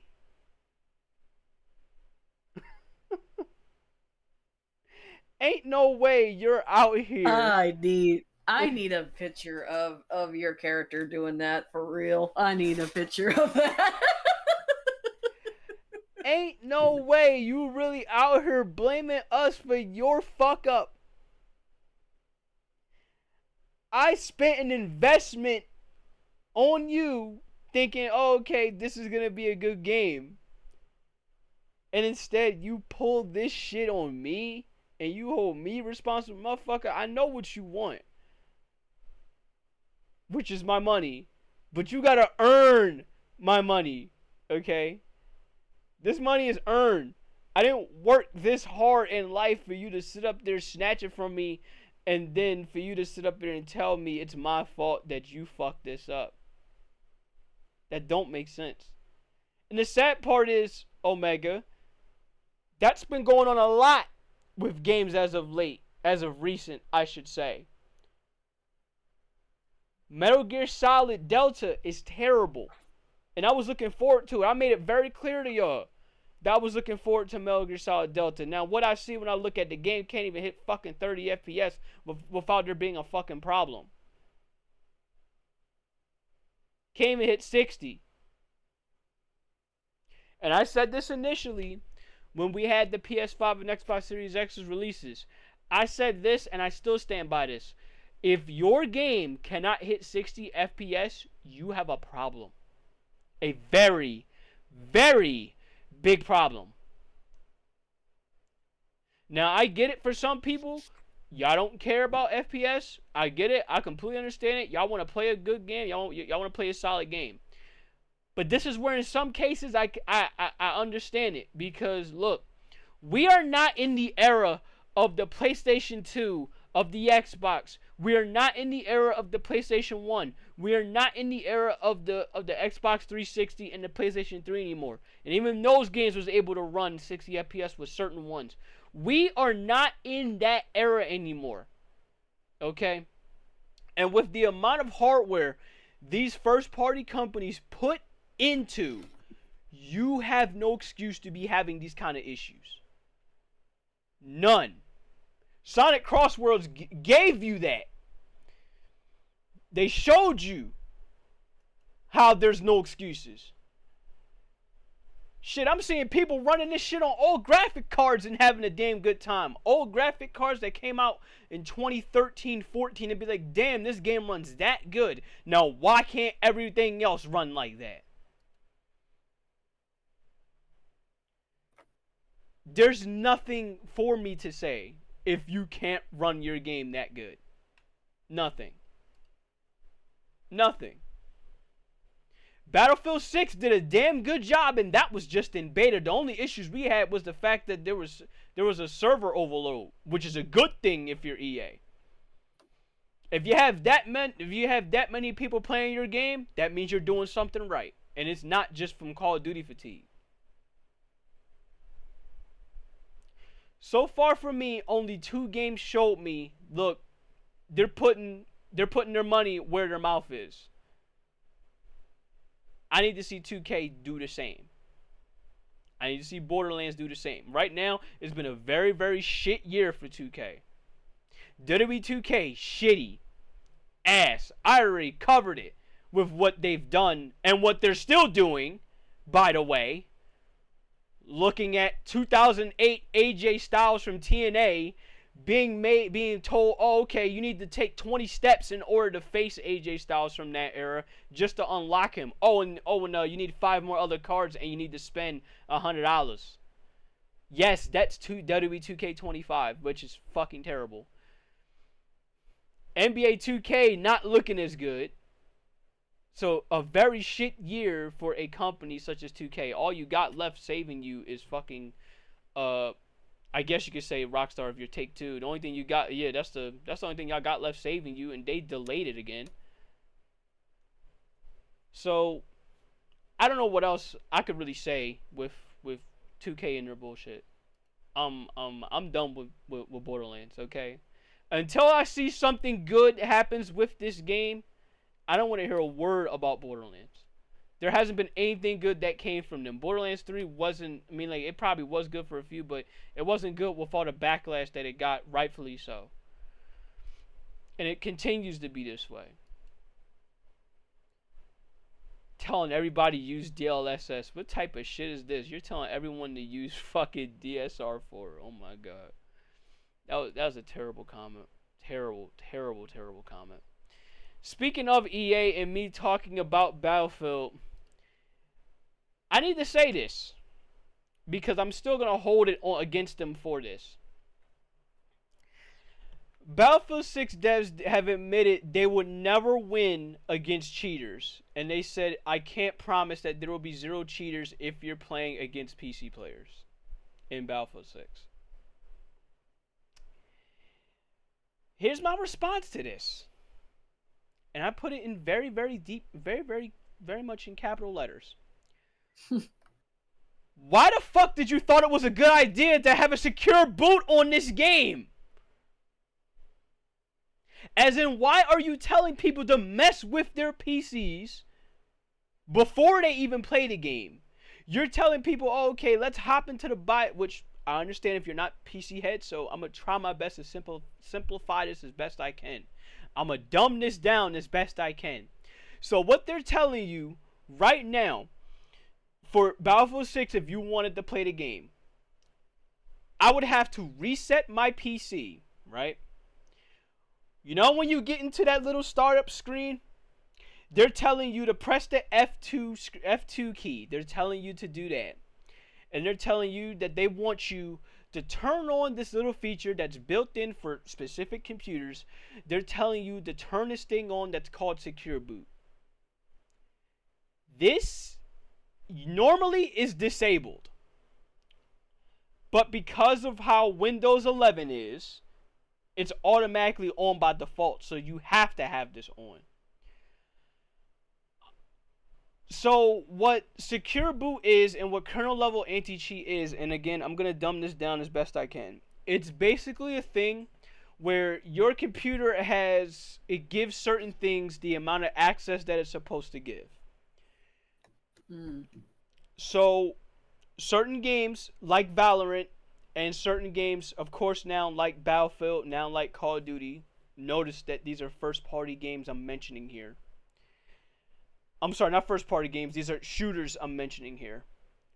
Where they want that level of access where if it's bad because it leaves your computer very vulnerable to specific attacks. Nope. Such as viruses, such as people, okay, we see this here. Let me put a Trojan virus in your computer without you realizing it. Nope.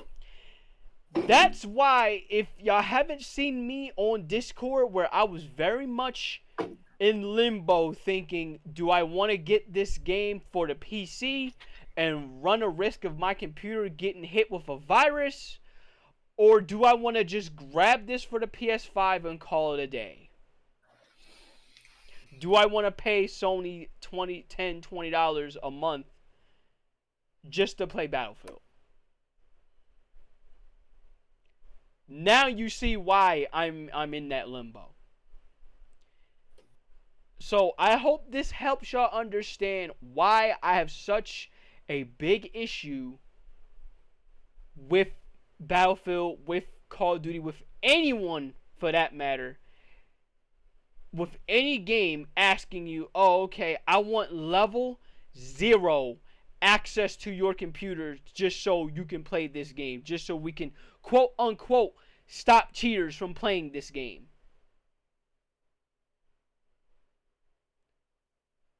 Terrible idea.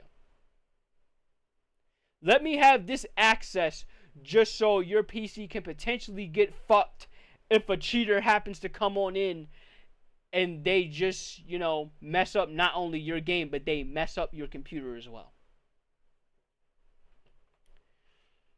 Winter, do you have any thoughts with this? I mean, I think that's just very dumb that you have to do that because, again, as you said, you really, you're basically asking everybody to just drop their guard down. That's just literally to play what this this game. is. And I mean PC. I mean PC wise. Yeah, PC wise, basically. That's literally what this is. That's suicide to me. That's suicide. not like actual, but to the computer and to whatever, just. Yeah, I mean, I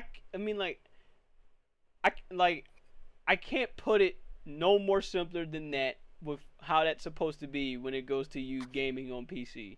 This is like literally your PC is basically like the army, and that's basically y'all telling the army, oh, okay, make some room. Let's have the enemy team come on through, and then we'll try to quote unquote negotiate a peace treaty while they got a sniper sitting on top of the roof with nobody looking, ready to shoot you in the head and take your kingdom over. That's essentially how this looks like. They're waiting, cheaters are waiting for that one little fuck up that EA does with this game just so they could further prove, look, Colonel Anti-Cheat ain't it. It's never been it. In fact, this is already well documented that cheaters already got through Colonel Anti-Cheat before.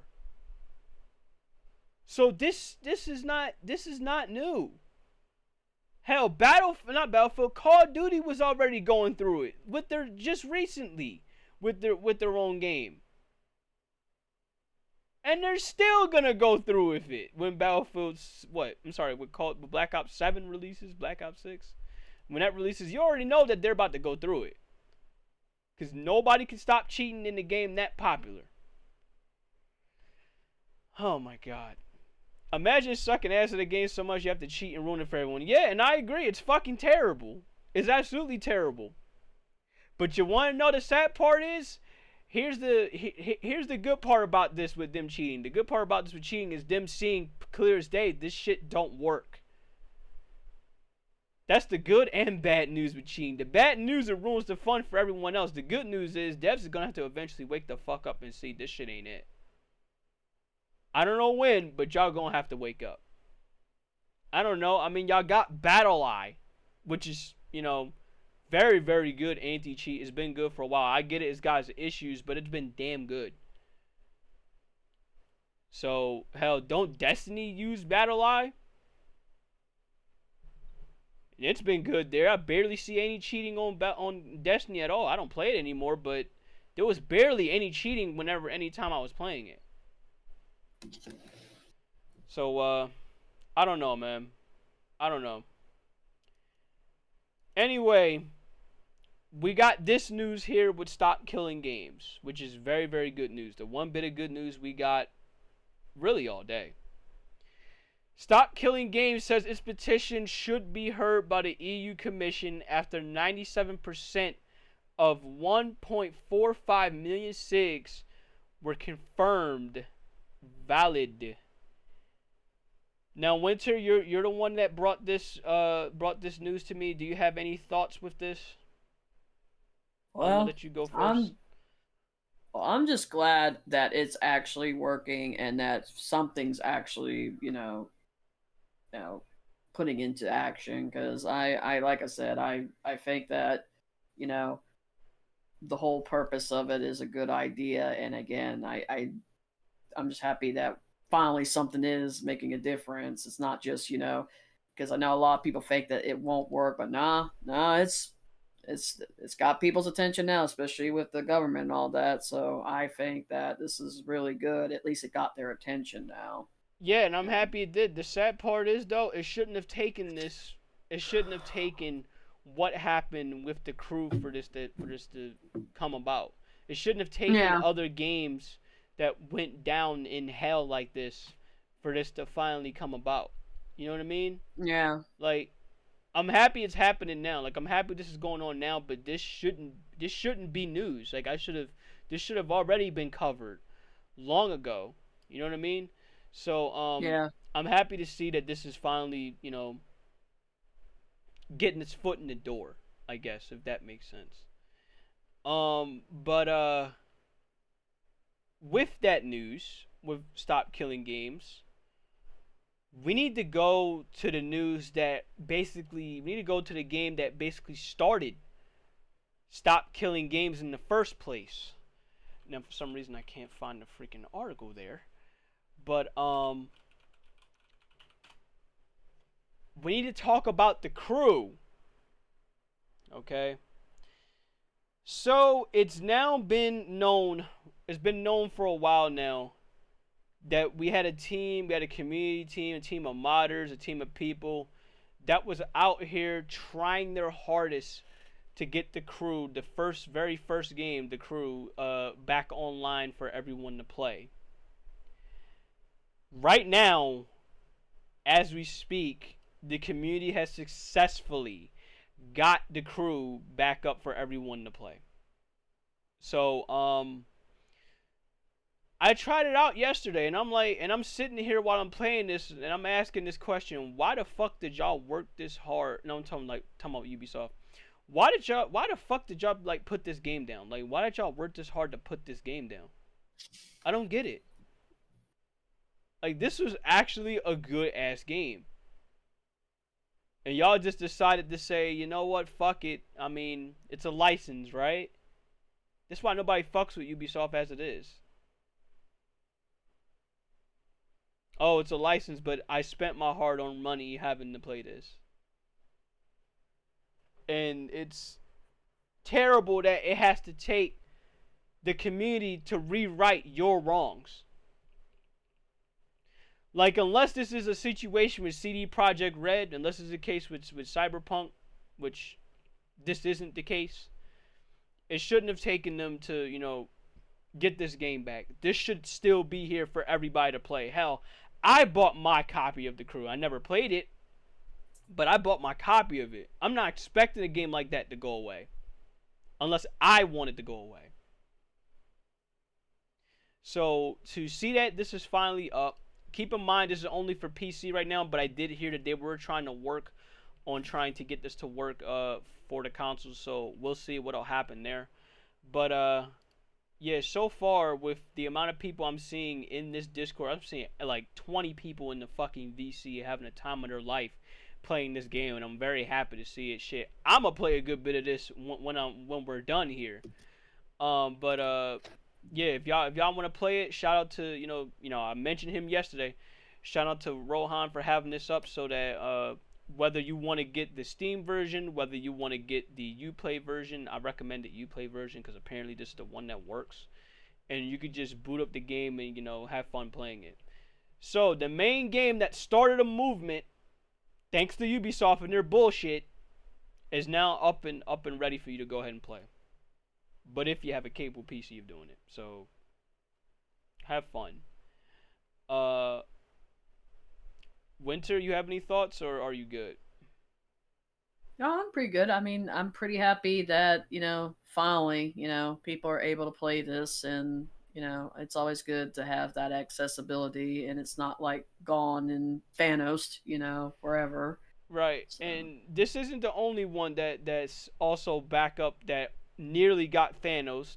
We got the old Battlefield games that are also coming up. So for people that are still looking to trying to get their fill of Battlefield in, you now have it so that, let me see here, you got Battlefield 2142, you got Battlefield 2, you got Battlefield Vietnam, and you got Battlefield 1942 as well. All of them you can play in, I believe, the online for, yes, I said it, the online for all of these games that came out in 2002, 2004, 2005, and 2006. All of it's playable for you.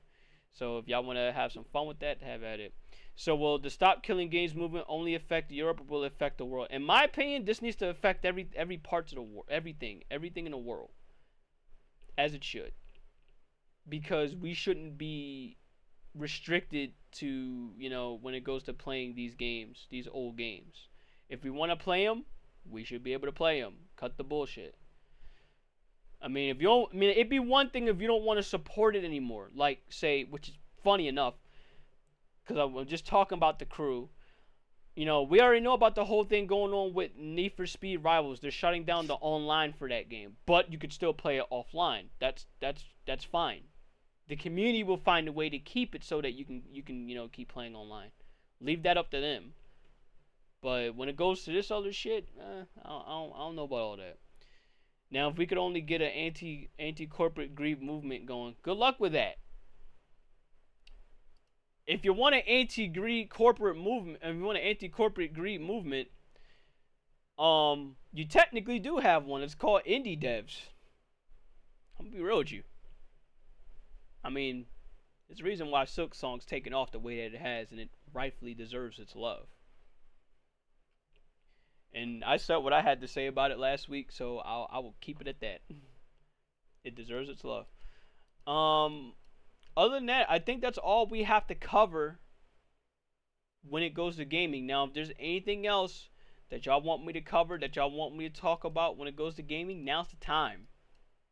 Because y'all already know what's about to happen next that we're going to have to talk about. We need to talk about some football. Here we fucking go. Oh, God. Here we go. We got to talk about some football. All right, so... Oh, Omega got one last thing. Go ahead, have at it. I did say now's the time. One more thing. Yep, and one more thing. Let me see if I have that as an alert. One more thing. There you go. Order of Komodo dragon. One more thing. Picture of tortoise shell. One more thing. Castanets, the symbol of Cao Kuo Chu. In Chinatown? Thank God I kept that as an alert. But yeah, Omega, what's going on? What's the one last topic you want us to cover? Cause man, oh man, ooh.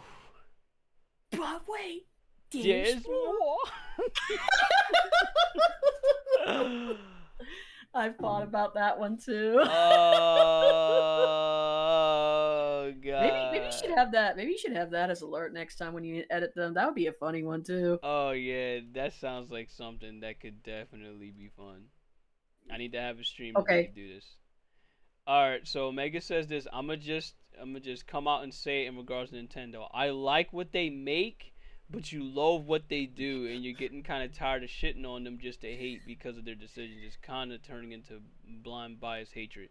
You see, the way that I look at it is, I look at Nintendo right now the same way I'm looking at EA, Omega.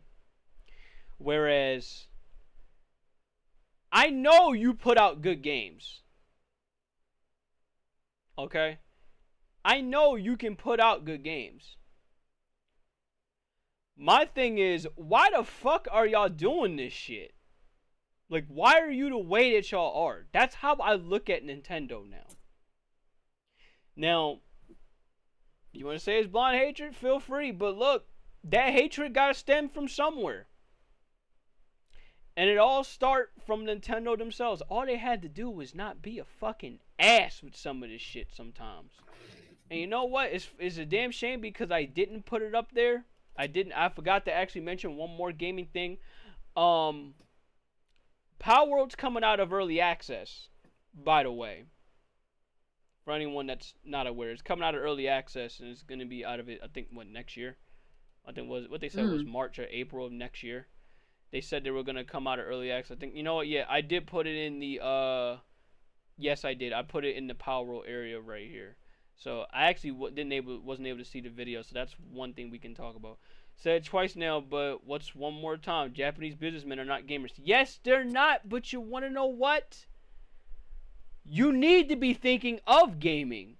Don't be out here being a part of a gaming company and you just out here thinking with your wallet and thinking for a second that gamers are gonna just come through with all this. It's like, not everyone's gonna think like this.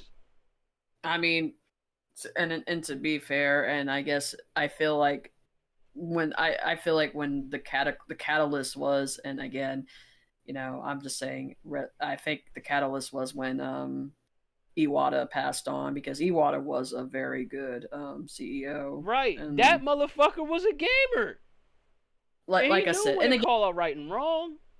And again, and I'm just saying it because I feel like that was one of the catalysts. Because again, that was back when things were still okay and good, but ever since he passed away, and rest in peace, because he was good. Like, I'm not saying it to, you know, disrespect or anything, because he deserved the respect. And I think also when Reggie stepped down from being the CEO, from, you know, representing the America end of Nintendo, I think that's also a catalyst number two. And because those two kept things pretty fine when they were in, but I don't know. I think that was just another factor I would point out.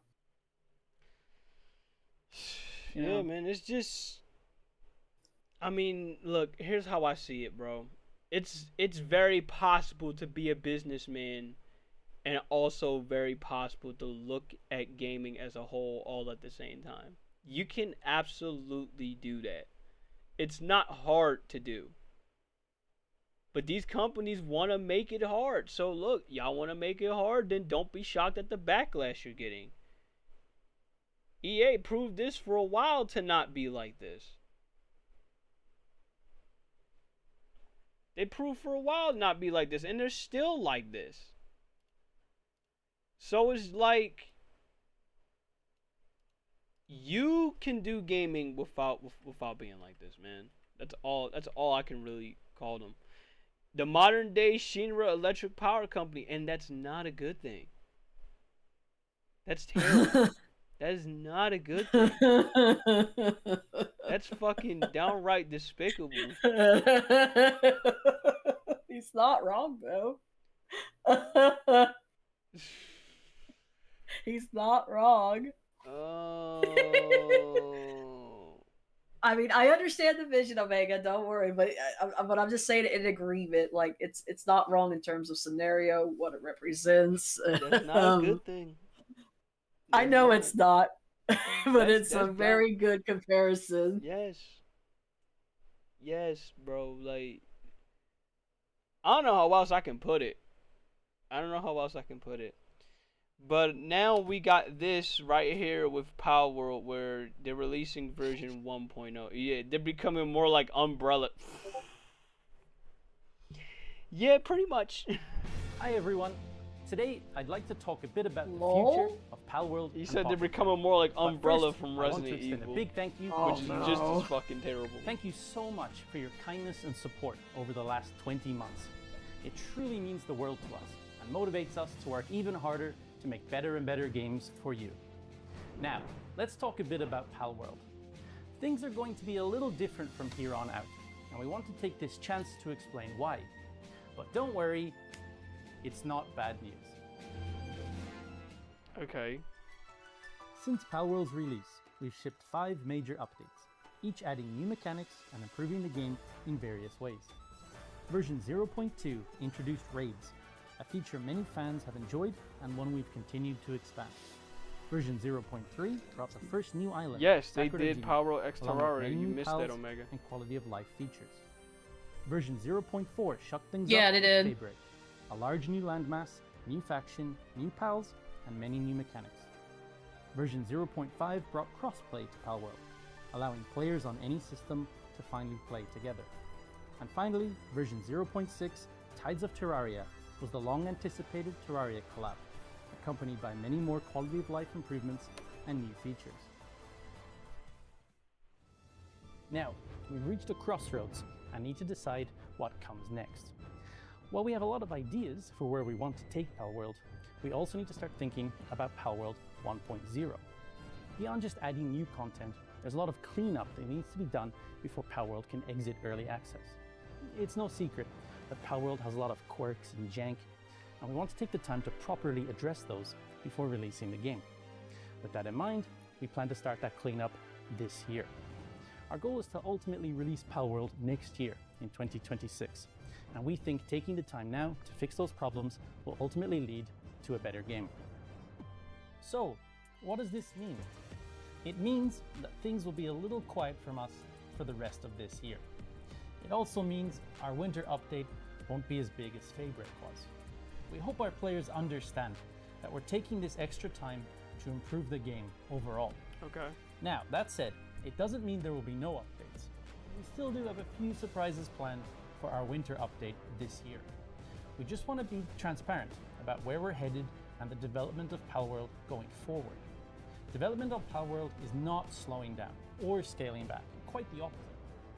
Palworld 1.0 will be a major milestone for us, and we have a truly massive amount of content planned for the 1.0 update. Rather than rushing it, we believe that laying the right foundation now will lead to a better game in the end. We're really excited about this, and we hope our fans will be really excited about this too. We plan to share some sneak peeks about Palworld 1.0 in the very near future. Quick note on Pocket Pair's future. Many of you may already know this, but in January of this year, we launched Pocket Pair Publishing. Pocket Pair Publishing was the born out of animation the thing? desire Okay. to give back to the industry and help fun I'm games gonna assume. get made. Thanks to Palworld's success, we're in a very lucky position and are able to help other developers and take risks. We want to use our success to help support others. Pocket Pair Publishing won't be developing games, but rather we'll be helping other developers with things like funding, marketing, distribution, or just offering them some advice. We're already working with a number of developers and teams Bruh. from around the world, and we hope you look Saw forward the to the background of the games Lambo, I that couldn't these help teams but are working on. Pocket Pair is also working on some other things. We don't have much we can talk about or share at the moment, but as the company grows, we continue to experiment with other ideas for games. Of course, right now, most of the company's focus is on Palworld, but we want to stay true to our roots, which is why we've got several smaller teams tinkering away at ideas that hopefully will turn into fun games for you all to play. We'll have more to share about this in the near future as well. Okay. Once again, thank you all for your continued support of Palworld and Pocket Pair. Okay. So basically, it's gonna get very interesting with what'll happen next year with Palworld. So like that is some good news though, because they obviously they shouldn't look at slowing down, halting, or some shit like that anytime soon, because people still love the game. We still play it whenever we're able to, you know, here and there. Be like, oh, okay, fuck it, I feel like having to play Palworld. Let me open up this server real quick and have some fun. I mean, so that's a good thing. I'm happy to hear that, they're gonna keep this going, in 2026 and maybe even beyond. I also can't wait to know what kind of updates they're gonna put out with this.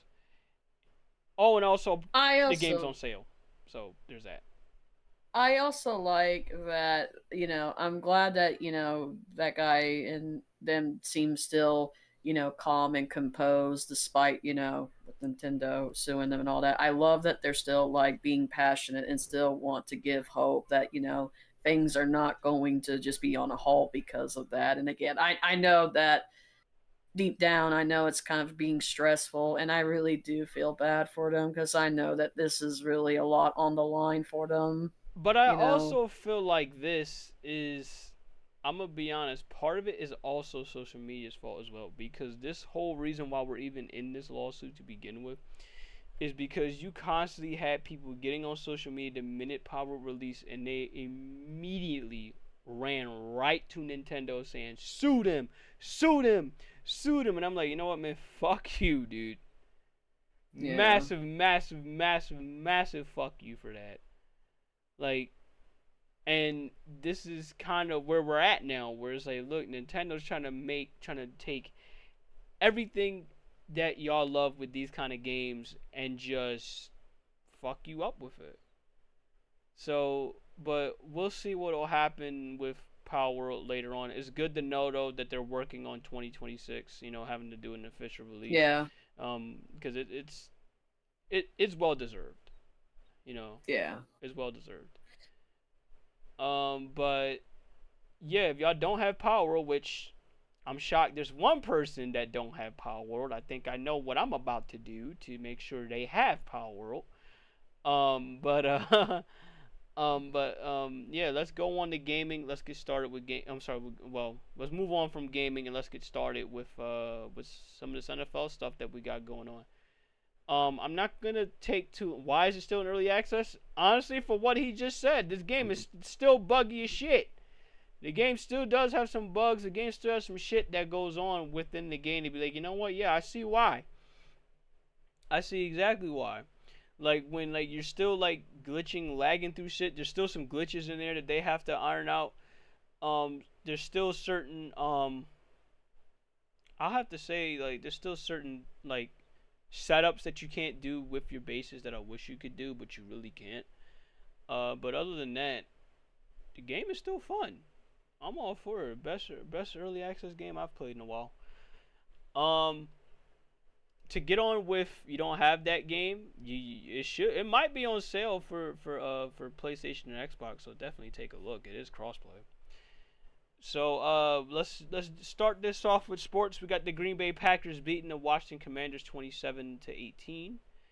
We got two quarterbacks here, both throwing for around 200 or more. Jordan Love had 2 touchdowns, 292 out of 19 of 31 attempts. We have Jayden Daniels, 2 touchdowns. He barely got to 200 yards. I swear to God, when you look at how that game went, it was not fair. The Packers was having their way with the Commanders. In my opinion, the score don't tell the whole story. Jayden Daniels went 42 of 22. Tucker Kraft was the leading receiver, 6 receptions, 124 yards, and a touchdown. But there wasn't. Yeah, like I said, the Packers pretty much had control the whole game. There weren't really any signs that they were gonna falter against the Commanders. They was just taking control. Micah Parsons had himself a game, even though he didn't have a sack. He had himself a game. Now this shit was crazy. Okay, I really wish that for people that were in the VC that day, I really wish there were more people in the VC that day. This was such a crazy game. Cowboys beat the Giants 40-37. But it came through in overtime. You said what, Winter? I would say that's crazy. Crazy game. Crazy game. Crazy ending. Let's take a look at these stats here. Dak Prescott went 38 of 52. 38 passes completed, 52 passes he attempted, but a good chunk of them he couldn't complete. 361 yards, 2 touchdowns, and 1 interception. He had an okay game. Russell Wilson passed for 450 yards. My God, I don't think anyone's topping the amount of yards he had this week. 3 touchdowns and 1 costly interception. This interception cost him the game. Javonte Williams had 97 yards rushing out of 18 carries and a touchdown. Cameron Scatterbo had 45 yards rushing and a touchdown. Malik Neighbors had 167 yards and 2 touchdowns. CeeDee Lamb had 112 yards and 9 receptions. They both had 9 receptions. But Brandon Aubrey, we need to talk about. That motherfucker hit a field goal from 64 yards. Oh my God, what a fucking kick. 64 yards, and then what was scary was he had room to spare. He could have hit it from 70, and he would have broke the NFL record for field goals, which is, I believe, is 65 yards. And he had enough room. Don't be shocked if eventually it comes to a point where he can hit it from 70. It wouldn't shock me. This man's leg is like how can I put it? He literally has a steroid ass leg, because like that man's leg, like what I said last year with Justin Tucker, where his leg was just for decoration, this is not the case with him. This is the opposite. This is the opposite. His leg is actually fucking useful. Like, his leg can punch shit, can kick shit well out the way. I literally believe he can kick a TV like 30 yards if he wanted to. So, yeah, this man kicking the ball for 64 yards, impressive. In fact, he's the reason why they won the game. 3 field goals, all of it were made. He didn't miss one. We had a revenge game that did not go well. We had Seahawks versus the Steelers. Seahawks win 31-17.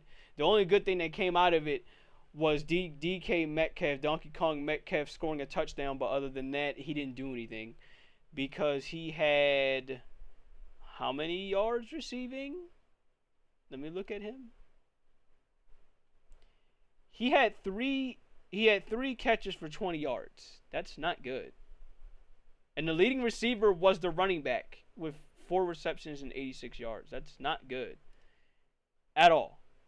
So, yeah, the Steelers fall to 1-1. The Seahawks also go up 1-1. Now, this game I thought was going to be a blowout because of how bad the Dolphins are, but I did say I had the Patriots winning. Patriots win 33-27. Drake May go 19 of 23. He had the most efficient day out of everybody in the league this week. 19 passes completed out of 23 attempts is very fucking good. Tua Tagovailoa went 26 of 32, 315 yards, 2 touchdowns, and he threw an interception. I'm about to make a bet with each game Tua throwing an interception, and I'm probably going to win it.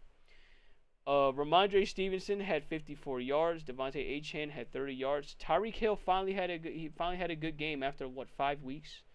That includes last year. 6 receptions, 109 yards. He didn't score a touchdown, but he had a good game. But they still lose, so it don't mean all that much to me. Ravens beat down on the Browns 41-17. I'm not gonna cover it because it's not worth it. Honestly, this makes a case for clap cheeks of the week. You had the Lions beating the Bears 52-21. 52-21. My God, that was bad. Very, very bad. I'm happy I didn't watch the game, and this was bad. Jared Goff went 23 of 28. Again, this is very good. 23 of 28, 334 yards, and 5 touchdowns. 5. My God, Bears. How bad are you going to get? Are you going to improve at some point in your life? Because, my God, what the fuck is this defense? Jahmyr Gibbs had 12 carries, 94 yards, and a touchdown. Amon-Ra St. Brown had 3 touchdowns receiving. If somebody had him in fantasy, you had yourself a day. If somebody had him in betting, you had yourself a day. My God, 3 touchdowns receiving. They just could not stop this dude. Roma Dunze had 7 receptions, 128 yards, 2 touchdowns. He was the closest to replicate his stat line, but oh my goodness. Bears, you got to do better over there in Chicago. Oh my God, I have no words. But yeah, we will be picking who got their cheeks clapped the most, but the Bears is definitely. Yeah, we're definitely choosing who got their cheeks clapped the most, because I don't know if it was the Bears. Having a 50 burger dropped on you. Colts beat the Broncos 29-28. This was a really competitive game. Cardinals beat the Panthers 27-22. The score does not tell the whole story. I'm going to tell you this right now. I was watching this game, and the Cardinals hung up 27 while the Panthers had like 3 points, and they stayed there the whole game. Cardinals did not make a move the whole game. So, Cardinals, you almost pulled the Ravens from last week, where they put up 40 and they just stayed there the whole game, and the Bills just came back and said, fuck it, we're going to win this game. Alright, so here's the game that I need to talk about. The Eagles versus the Chiefs, a rematch of the Super Bowl. I'm waiting for that Eagles command to come up at any point. Eagles win 20-17. The Eagles win 20-17, but not without controversy.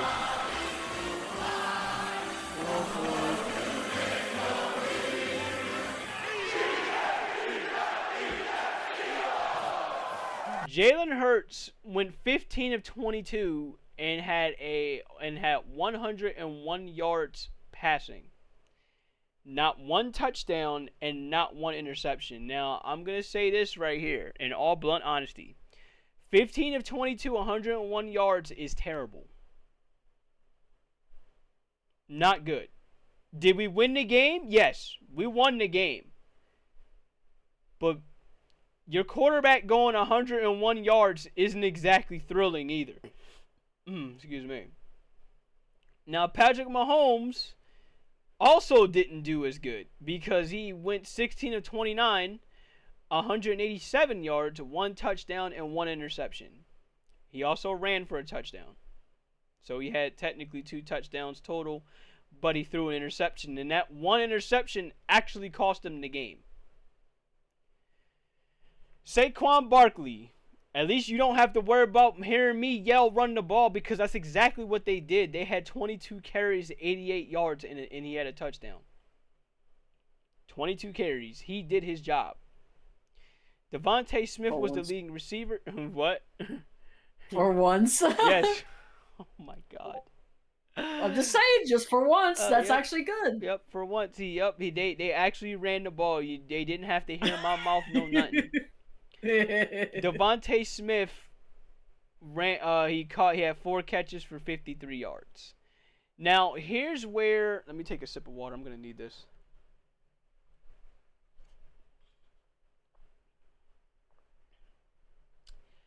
Here's where I got an issue, despite this win. Here's where I got an issue. What the fuck is going on with the play calling with the Philadelphia Eagles as of late? Now, I understand this isn't new. This shouldn't be new, because they performed like this last year, where they had very spotty play calling. Very, very spotty play calling similar to this. But when that bye week hit, everything changed. In the case of the Eagles here, this current Eagles, 2025 Eagles team, it feels like, and I can't believe I'm saying this, it feels like they're trying to force the run, if that makes sense. Whereas last year, they let running the ball come to them. Whereas, okay, you're not taking what the defense is giving you. Not only are you not doing that, but it also feels like, oh, okay, you're doing run plays out of, like, a bunch set, like 12 people all lined up together, and only like 11 of them can block, but it's that one person that can't block, and I'm gonna get to that in a minute. So that's where my issues are lying with this offense right now. Whereas, look, I get it. You want to be a run-heavy team. I completely understand that. Hell, if anyone's for it, you're looking at them. My issue is, one, why do you have tight ends that can't block for shit? You have tight ends that are not meant for blocking. You have tight ends that are meant for going out and receiving the ball. You're meant for catching the ball.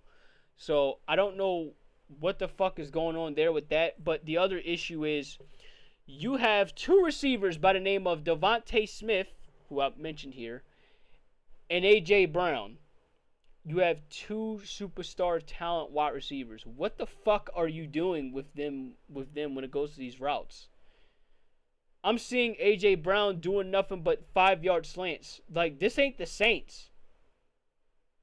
This ain't the case where I'm seeing Michael Thomas out here running slants every game. A.J. Brown can do more than some slants. Okay? He can catch the go ball, which I love it when A.J. Brown catches the go ball. That man is 230 pounds of pure fucking muscle.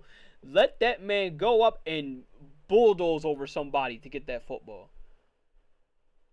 Meanwhile, you have Devontae Smith, who is known for literally just running every route that you put on him. If you tell him to run a 9 route, he can run a 9 route. If you tell him to run a post, he can run a post. If you tell him to go in, he can go in. He can go out.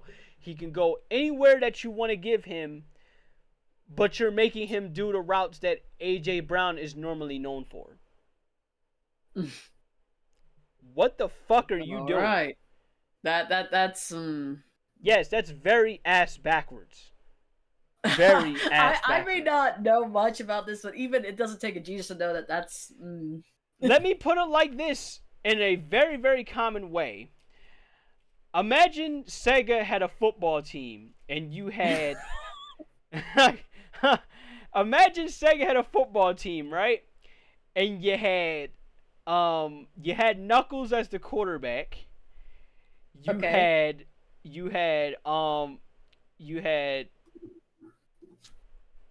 Sonic as the wide receiver, though he should be a running back. I'm gonna say that right now.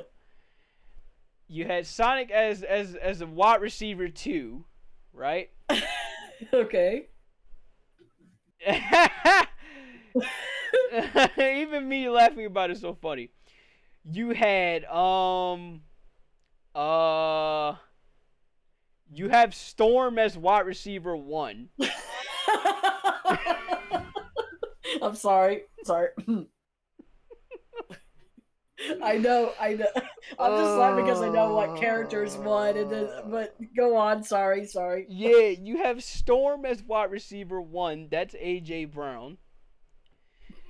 You have the running back position being actually no, I take that back. I'm gonna go and swap this. You have Shadow as wide receiver 2. Oh no! But you have Sonic as running back 1.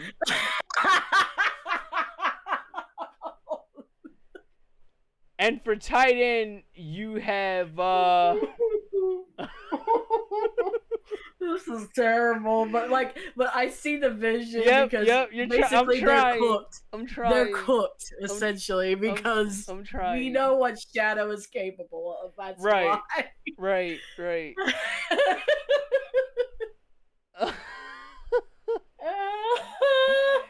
I'm trying my best to figure out who the fuck would be you know what? I got it. You have Tails at tight end.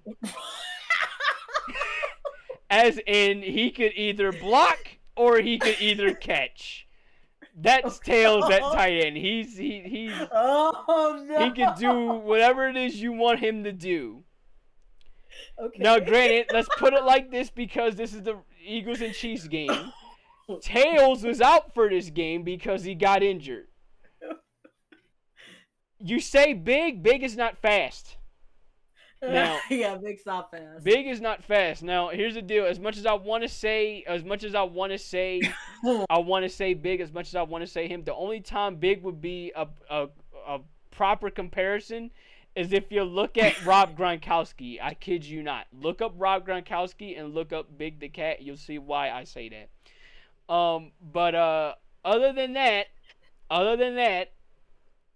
say, yeah, Tails is out for this game.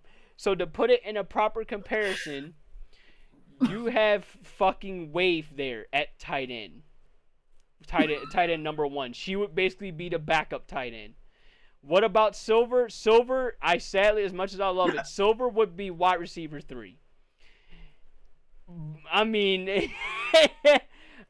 at least Silver for me, he'd be the kind of guy to be like, oh, okay, if you need someone to go get a first down, he's damn near guaranteed to go get the first down without fail. He's the most, like, he's wide receiver possession. He'll get the ball and he would hang on to it for dear life.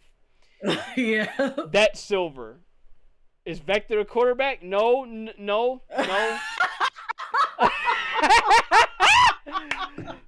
that's not him. No, Knuckles is the quarterback. I'm sorry if this is getting so off topic. I know it's on topic, but then it's off it's topic. So funny. It's off topic, but funny. It's off topic, but it's on topic at the same time. To go to my laugh. point, we need this laugh of shenanigans. Okay, that's great. But this is what happens when you try to make Sonic and football merge, because now you got people that have suggestions and like I understand, like don't worry about it, but I just find it funny how everybody's like, oh god, my hair. What about this character? What about this character? Like, oh god, my hair hurt with this comparison, but I did it to myself. No, I'm it's cool. It's cool. I did it to myself. To simplify this. So basically, to put it like that, imagine having Shadow do routes that Storm can do. Imagine that. Imagine telling Shadow to be like, oh, okay, here, you're supposed to get a jump ball versus Jet to Hawk here. When really, like, it's, like, you have like a 25% chance of, okay, Jet might come down with the ball instead of it being Shadow. But if you put Storm there, it's like, oh, okay, this is a 75% chance that Storm is gonna get this ball. At worst, it's an incomplete pass or an interception. That's why I said what I said. Why do you have Devontae Smith doing 50-50 balls versus the other cornerback aside from him who can bully that motherfucker? He can easily push him out the way and be like, oh, okay, you get this? Here, step out of bounds so that way my team can get the ball back. Let me just push you out of bounds. That's how that goes. That's how that goes. That's why I have such a problem with this play calling. People forget Eggman is actually strong. You know what? To put it like this, Eggman is actually Lane Johnson. He's the right tackle. Oh, good. Eggman's the right tackle. He's the kind of guy where it's like Eggman is actually obviously strong, but he's very sneakily athletic. He's low key athletic. That's Eggman. Because look, the way I see is this: if you're able to outrun, like not even outrun Sonic, but if you're able to like run enough to where he doesn't catch you while you get on that fucking vehicle of yours. I'm looking at Sonic 1 for this. And if you're able to be athletic enough in Sega Tennis to be able to still go side to side without getting tired, yeah, that motherfucker's a right tackle. He's low-key a fucking freak. So, that's my comparison when it goes to certain Sonic characters so far. Yeah, other than that, the play calling needs work. Lots of work. He outright outruns Sonic at the end. Yeah, that's why he's a right tackle. You better yet, you know what? I should put Eggman at fucking defensive end. The motherfucker should end up being like TJ Watt or some shit. Mans could get to the quarterback low key, and he got the power to show for it. But yeah, to put it in that sense, to get back on topic, the Eagles' play calling has to be better. Okay? It has to be a lot better. There's no excuse for this to where we're still seeing remnants of 2023, but kind of worse, where all we see is like, oh, okay, if Tom Brady himself is out here calling out these calling this shit out, he's literally said outright in the booth, he said, bro, it feels like a Denny's with this playbook. That's how bad this shit is. What the fuck are we doing? Like, there's no creativity with this play calling.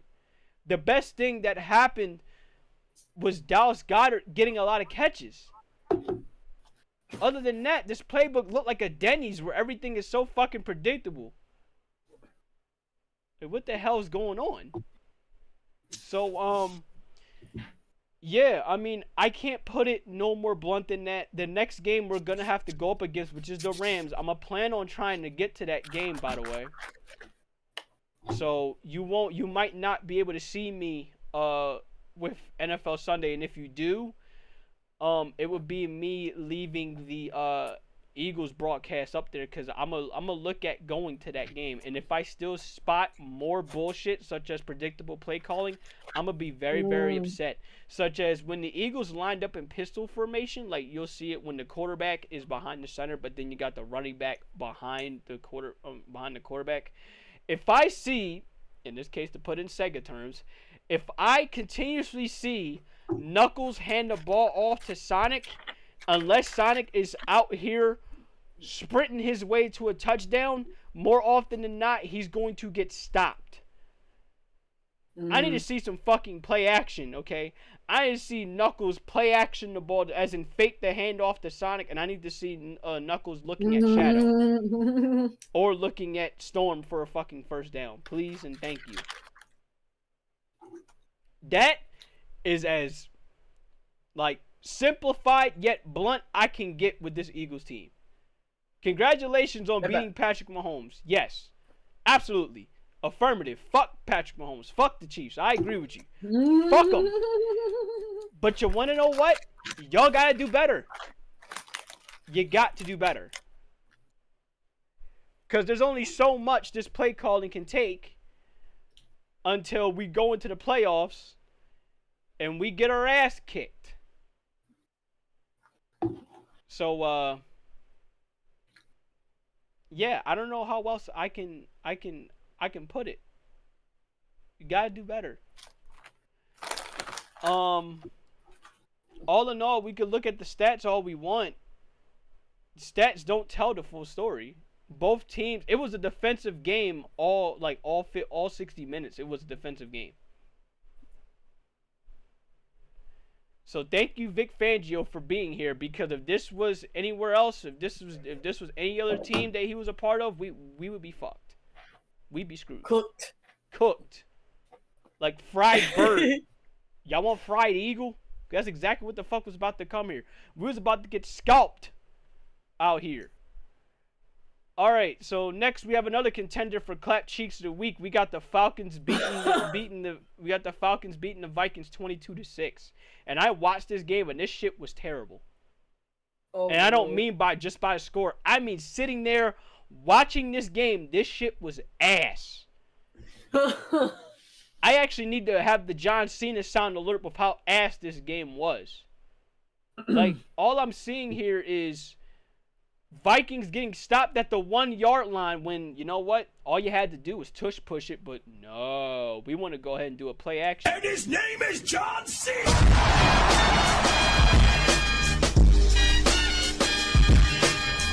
You know what? I'm actually surprised I kept that there. That John Cena alert there. But the score don't tell the story. This game was terrible. Like, terrible. You can see it from right here. First quarter, ass, 6-0. Second quarter, ass, okay, 6-3. Third quarter, ass, 3-0. Only time we see 10 points is at the end of the game. I don't even want to cover this game any more than I already have. That's how bad this was. The only good thing that came out of this was Justin Jefferson I think he made history. He's the fastest receiver to get like 500 catches. Wait. He's the youngest receiver, or I should say the fastest receiver to get 500 catches in over what, a 6-year span? 5-6 year span? So yeah, congrats to him. Other than that, this game was terrible. And I lost money with this game too, by the way. Not a whole lot, but I lost money with this game. Next, Buccaneers and Texans. I'll be honest. Fuyu, you're right. You're absolutely correct. Your Texans need to do better. Okay. You are dead on right, because I thought heading into this game the Texans was going to get the Buccaneers. And they fucking blew it. What the hell is going on with this team? Baker Mayfield went 25 of 38, 215, 2 touchdowns. CJ Stroud went 13 of 24, 207, a touchdown. Why are we still at this era with the Texans where, for some weird ass reason, and it's not just them, it's the fucking Bengals as well. Why are we still at this era where y'all cannot protect your quarterback? Why? Why? For some weird ass reason, you have the franchise quarterback. You have the wide receivers. You have the running back. You have the tight end. Where the fuck is the blocking at? Bengals, you're next. Because Joe Burrow came down with an injury. You're next. For some weird ass reason, these teams love to ignore blocking, and they love to ignore actually having good play calling. Like, I kid you not. I look at the Texans like how I look at Silver. You have the potential, but my God, y'all motherfuckers cannot put it together. Why can you not put it together? It forever baffles me that they can never put it together. Their best chance when they could put it together, when they had J.J. Watt, DeAndre Hopkins, and sadly that predator Deshaun Watson on the same team. That was their best chance. And now they're trying to get back to that. But the problem is you have no line. So, I don't know what's going on with the Texans. They got to get this shit together. All I know is this. Y'all should have beaten the Bucs. Doesn't make any sense. Okay? You can see by the stat line, Bucky Irvin has 17 carries for 71 yards. Nick Chubb had a touchdown. Yeah, this is the equivalent of they have Anakin potential, but they get their limbs cut off. You know what? Eagles, that's perfect. Mike Evans had 5 receptions, 56 yards. Nico Collins, 3 receptions, 52 yards, and a touchdown. Texans, let me take a look at this. Yeah, they have a solid stat line. How the fuck are y'all losing this shit? Chargers, another clap cheeks potential. You have Chargers beating the Raiders 20-9. But another instance where this game was boring. Chargers put up 10 points, put up another touchdown, and then after that, all they did was kick field goals and chilled out. The Raiders are another team that's kind of like Silver, where it's like, look, y'all got potential, but y'all just not putting it together. And it definitely is not helping when your quarterback, Geno Smith, decides to give the ball to the other team 3 times. 3 interceptions? Oh, here, have some Apple turnovers. What the fuck are y'all doing? What the fuck are y'all doing? Justin Herbert, 19 of 27, 242 yards, 2 touchdowns. Quentin Johnston had 3 receptions, 71 yards, and a touchdown. There isn't much for me to cover here. So, all right, here's the deal. Our clap cheeks of the week consist of 3 teams. The Bears getting their cheeks clapped by having a 50 burger put up on them. The Vikings getting their cheeks clapped or the Raiders getting their cheeks clapped? You know what? Drum roll. You know what? I'm going to give that to the fucking Bears, because how do you sit up there and have the potential that you have? How do y'all have the potential that y'all have with this team, and yet you still sat up there and let a team put up 50 on you? The same team, by the way, that got dealt with by another rival of yours, the Packers, not too long ago, and they couldn't even so much as score. You go from that to this. The Bears, you disappoint me, and you better do better. Please, just do better. You have the Cowboys coming up. Exactly. Right, the shit don't add up. Like, y'all gotta do better. So yeah, clap cheeks of the week goes to the Bears. Let me go ahead and interject real quick. I'm shook the Chiefs lost both their games this year. I'm not that they lost both their games this year, because if you, like, here's the deal. The Chiefs lost, like, both their starting wide receivers. They lost Rashee Rice because he got suspended for being a dickhead for 4 games. And they lost Worthy due to injury. So they have to rely on backup wide receivers that they have no idea who they can trust. And a washed Travis Kelce, who has legitimately said he's going to live out the rest of his contract with. So knowing that, they're in a tough spot right now, and their running game hasn't exactly been all that good. There's that, and apparently you got, and you know what? Since we're still here and we're covering these football games, let me go ahead and pull up what Chris Jones, the starting defensive tackle for the Chiefs, had to say. Let me pull this up. Y'all know I wasn't going to go this whole stream and talk sports and not cover what he had to say. Let me pull this up. In fact, you know what? Hold on. Did I even put it in sports chat because it had it directly in text? No, I didn't. Okay.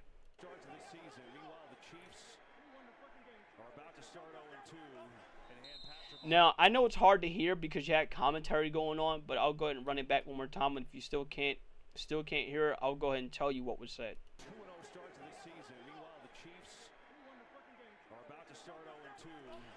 Now, what was said was Chris Jones said you don't even have 100 yards, which he's wrong because he had 101. We just covered it. Jalen Hurts' response was, "We won the fucking game. Shut your ass up."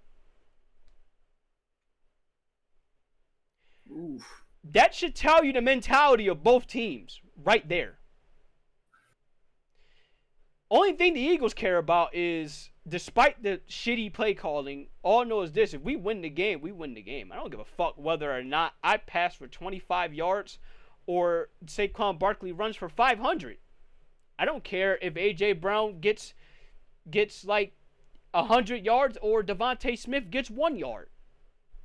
What matters is we win the game. And a famous quote from the legendary coach such as Herm Edwards said, "You play to win the game." In the case of Chris Jones, and sadly a lot of people on social media, where all they care about is those stats. Oh, hey, you ain't get 300 yards. You ain't get a touchdown. All you got was 100. You fucking suck. Well, you can have that, but do you have the W? You can have the stats. Do you have the W? Do you have the win? No? No, not at all? No win? Oh, then just like what Jalen Hurts said, shut the fuck up. Shut up, bitch. Like. Shut up. No, Shut up. Shut the fuck up. Enough. Boy, I've been sick to my fucking stomach watching you imbeciles type things. Stop typing. You niggas are stupid. The sad thing is, though, he isn't the only one he isn't the only one that has this same fucking mentality. Let's look at Tim the Tap Man and Ninja, right? We got streamers getting involved with how the Eagles run they shit. Okay. Well, let's look at what Tim the Tap Man and Ninja both had to say. I'm look at Ninja first because Tim the Tap Man had a quote tweet. He said, "Wow, the Eagles just pushed their tush in there. Didn't get a touchdown and challenge it. Then created an amazing fourth down play call in the huddle and pushed the second time and scored. Electric football. We need more of this." But then Tim the Tap Man had to respond to say the Eagles are a boring football team and no one wants to admit it.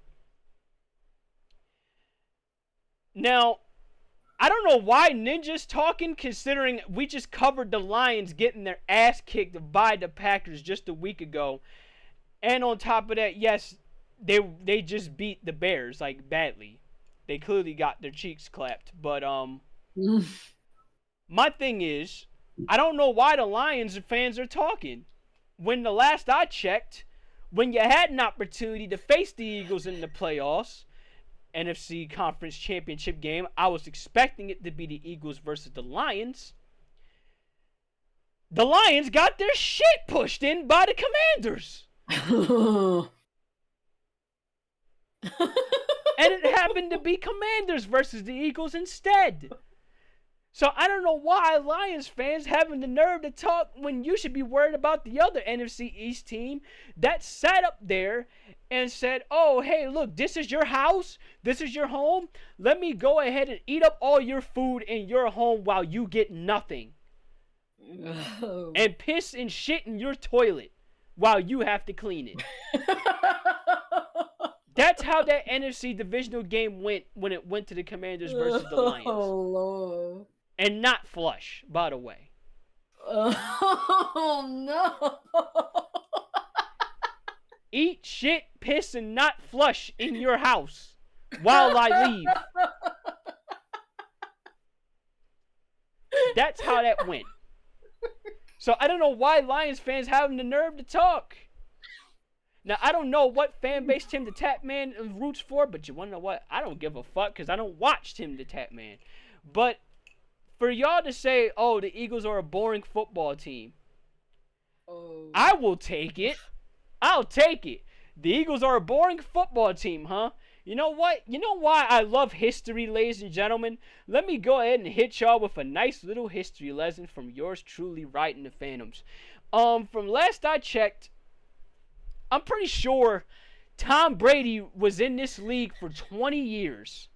20 years he ran roughshod through this league. And you want to know what he did that was so boring but yet so effective? He sat up there, dinked and dunked, did 5-yard passes, 10-yard passes throughout the majority of his NFL career. And that resulted in 7, not 1, not 2, not 3, 4, 5, 6, 7 Super Bowl rings. Simply doing that. 7 rings, simply taking what the defense gave him. 7 rings, simply sitting up there and taking mid-ass level talent and winning Super Bowl rings.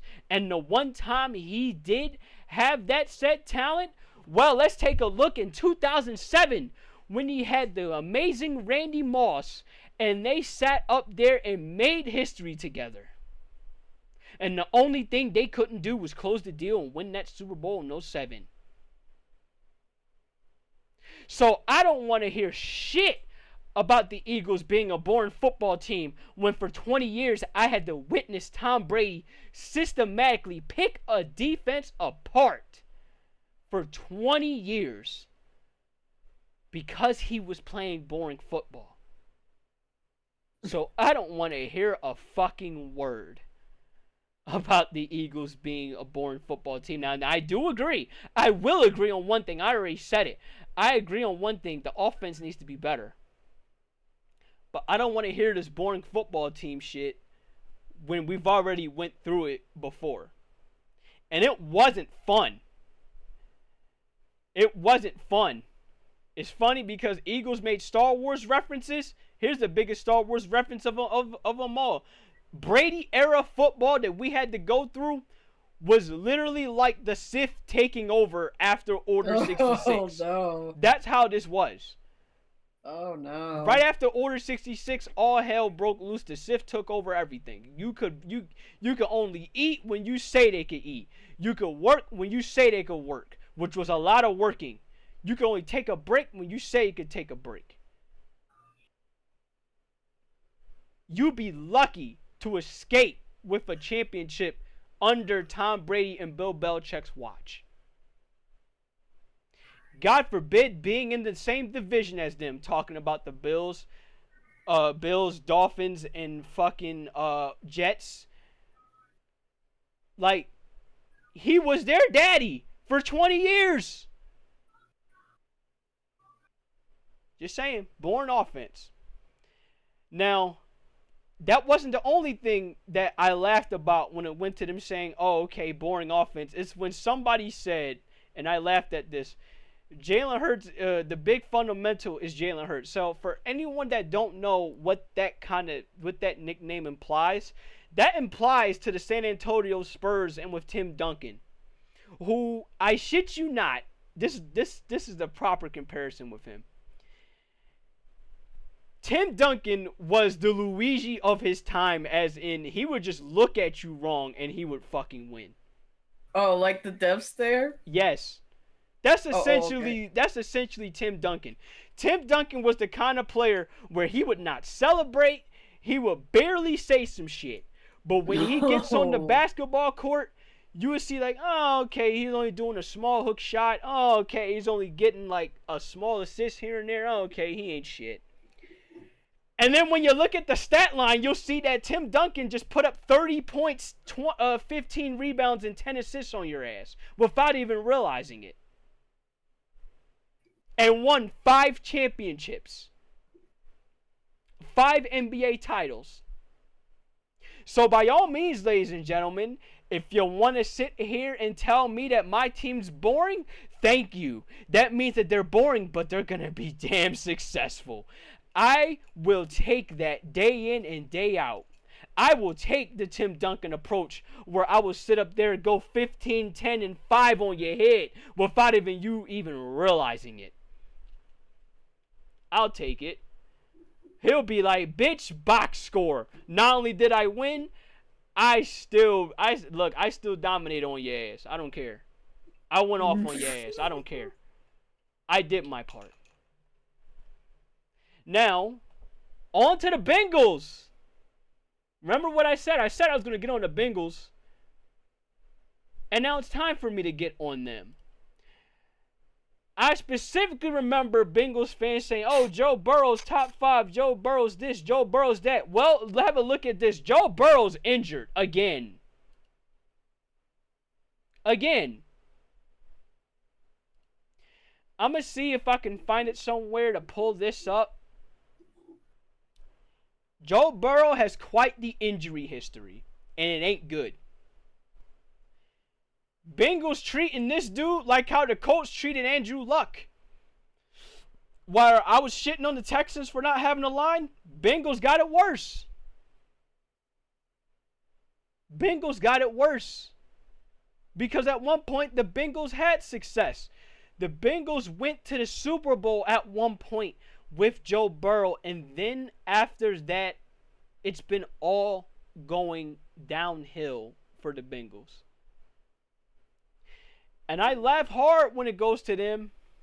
I laugh really hard when it goes to the Bengals because they're another team where it's like, look, I see your potential. I see what you are.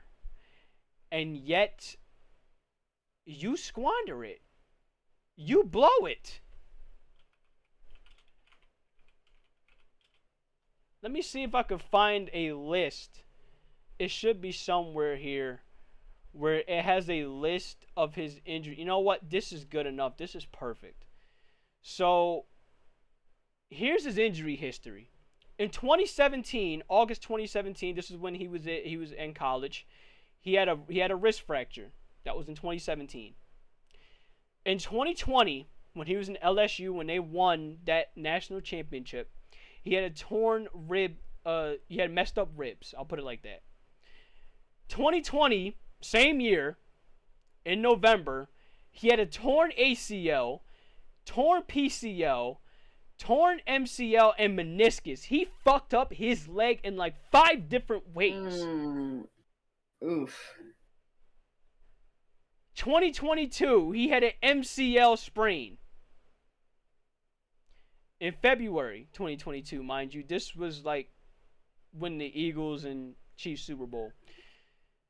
July 2023, he has a calf strain. And November 2023, he has a torn wrist ligament. And of course now we're in 2025 where he has turf toe injury, which you would think, oh, okay, it's turf toe. It may not seem that bad. Not this one. He's going to be out for 3 months. The season just started in September. He won't be back till December, where it's practically at the end of the year for football. So, to put it simply, the Bengals just lost Joe Burrow throughout the rest of the season. All because their quarterback cannot protect worth a shit.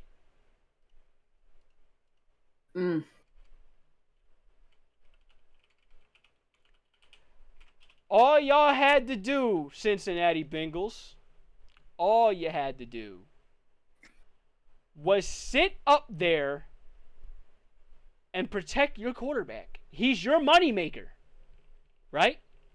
They paid him a good chunk of money. But you go from that to now this man is possibly on the cusp of retirement already.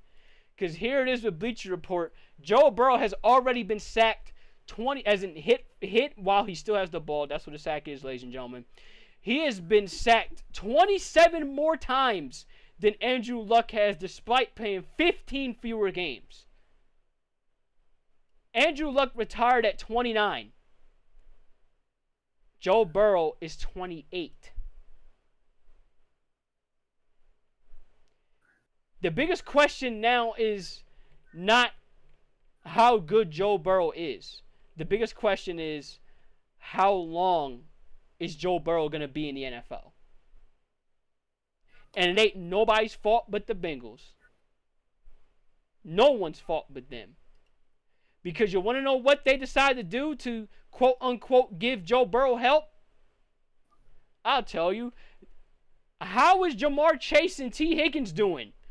Both wide receivers signed to massive extensions. I think by both their wide receivers alone, they have around like $70 to $80 million piled up with both of their wide receivers.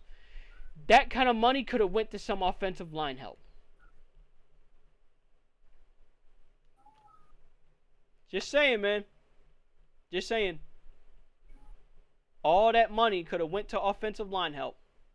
Instead, you got your quarterback who's making just as much, if not more, with that money, sitting on the sidelines, nursing an injury.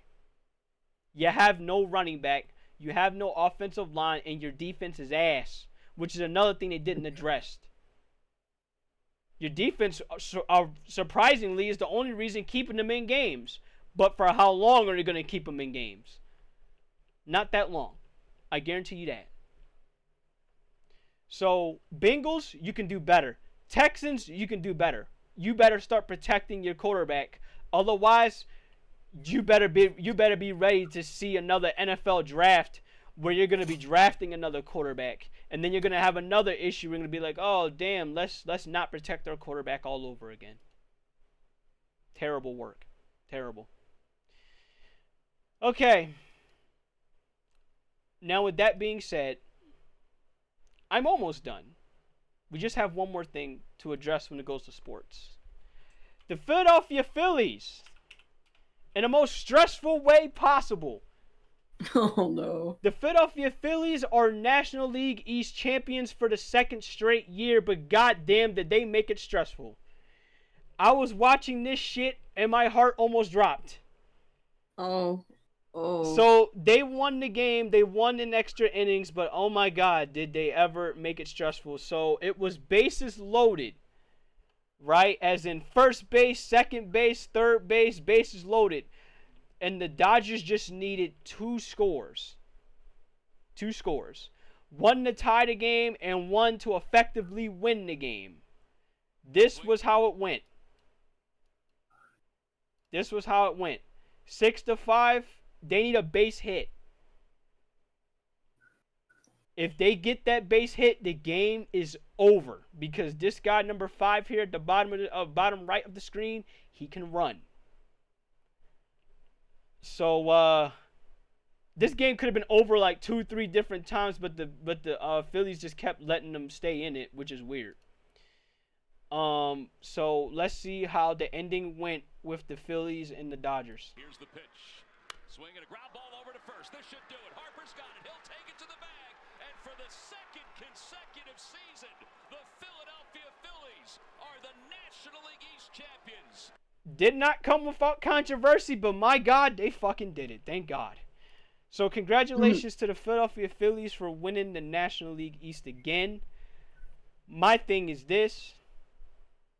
You're guaranteed a playoff spot, and they're trying to go for the first round bye. That's all well and good. Can we finally win the World Series?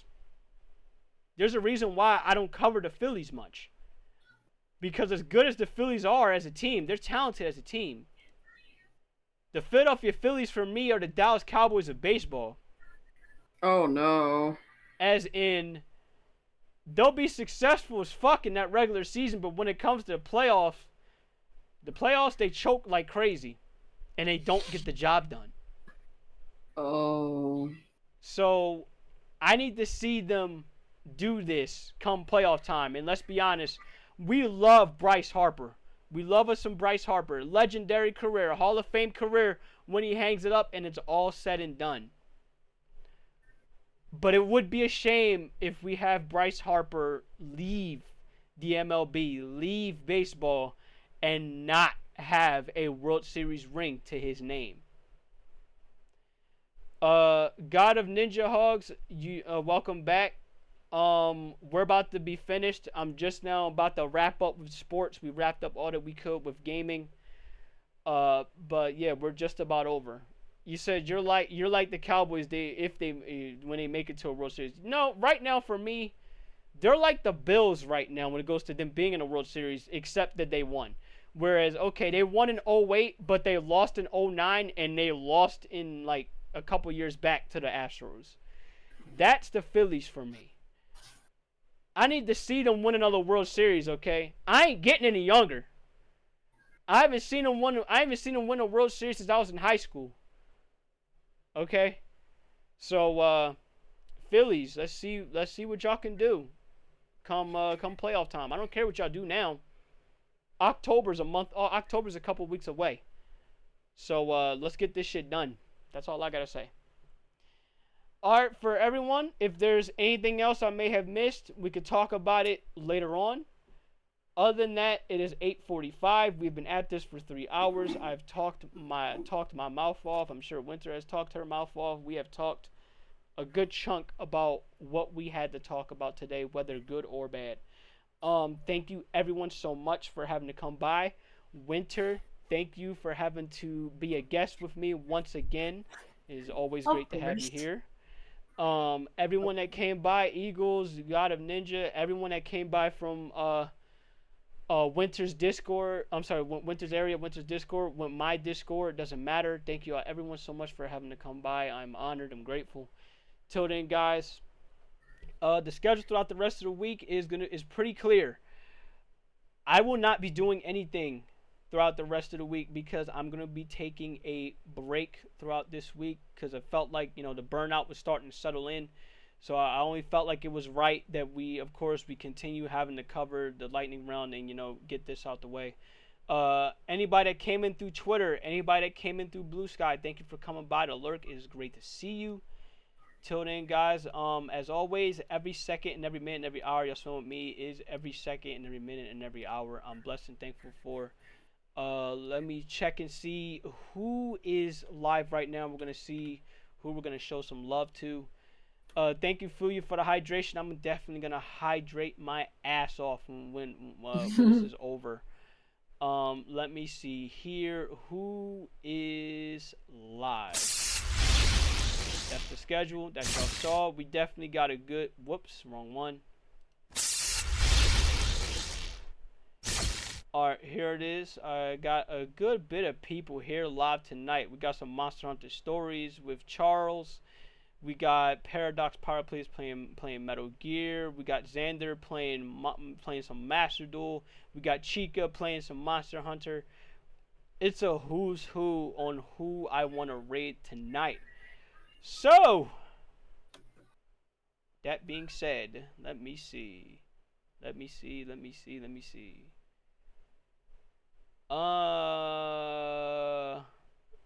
You know what?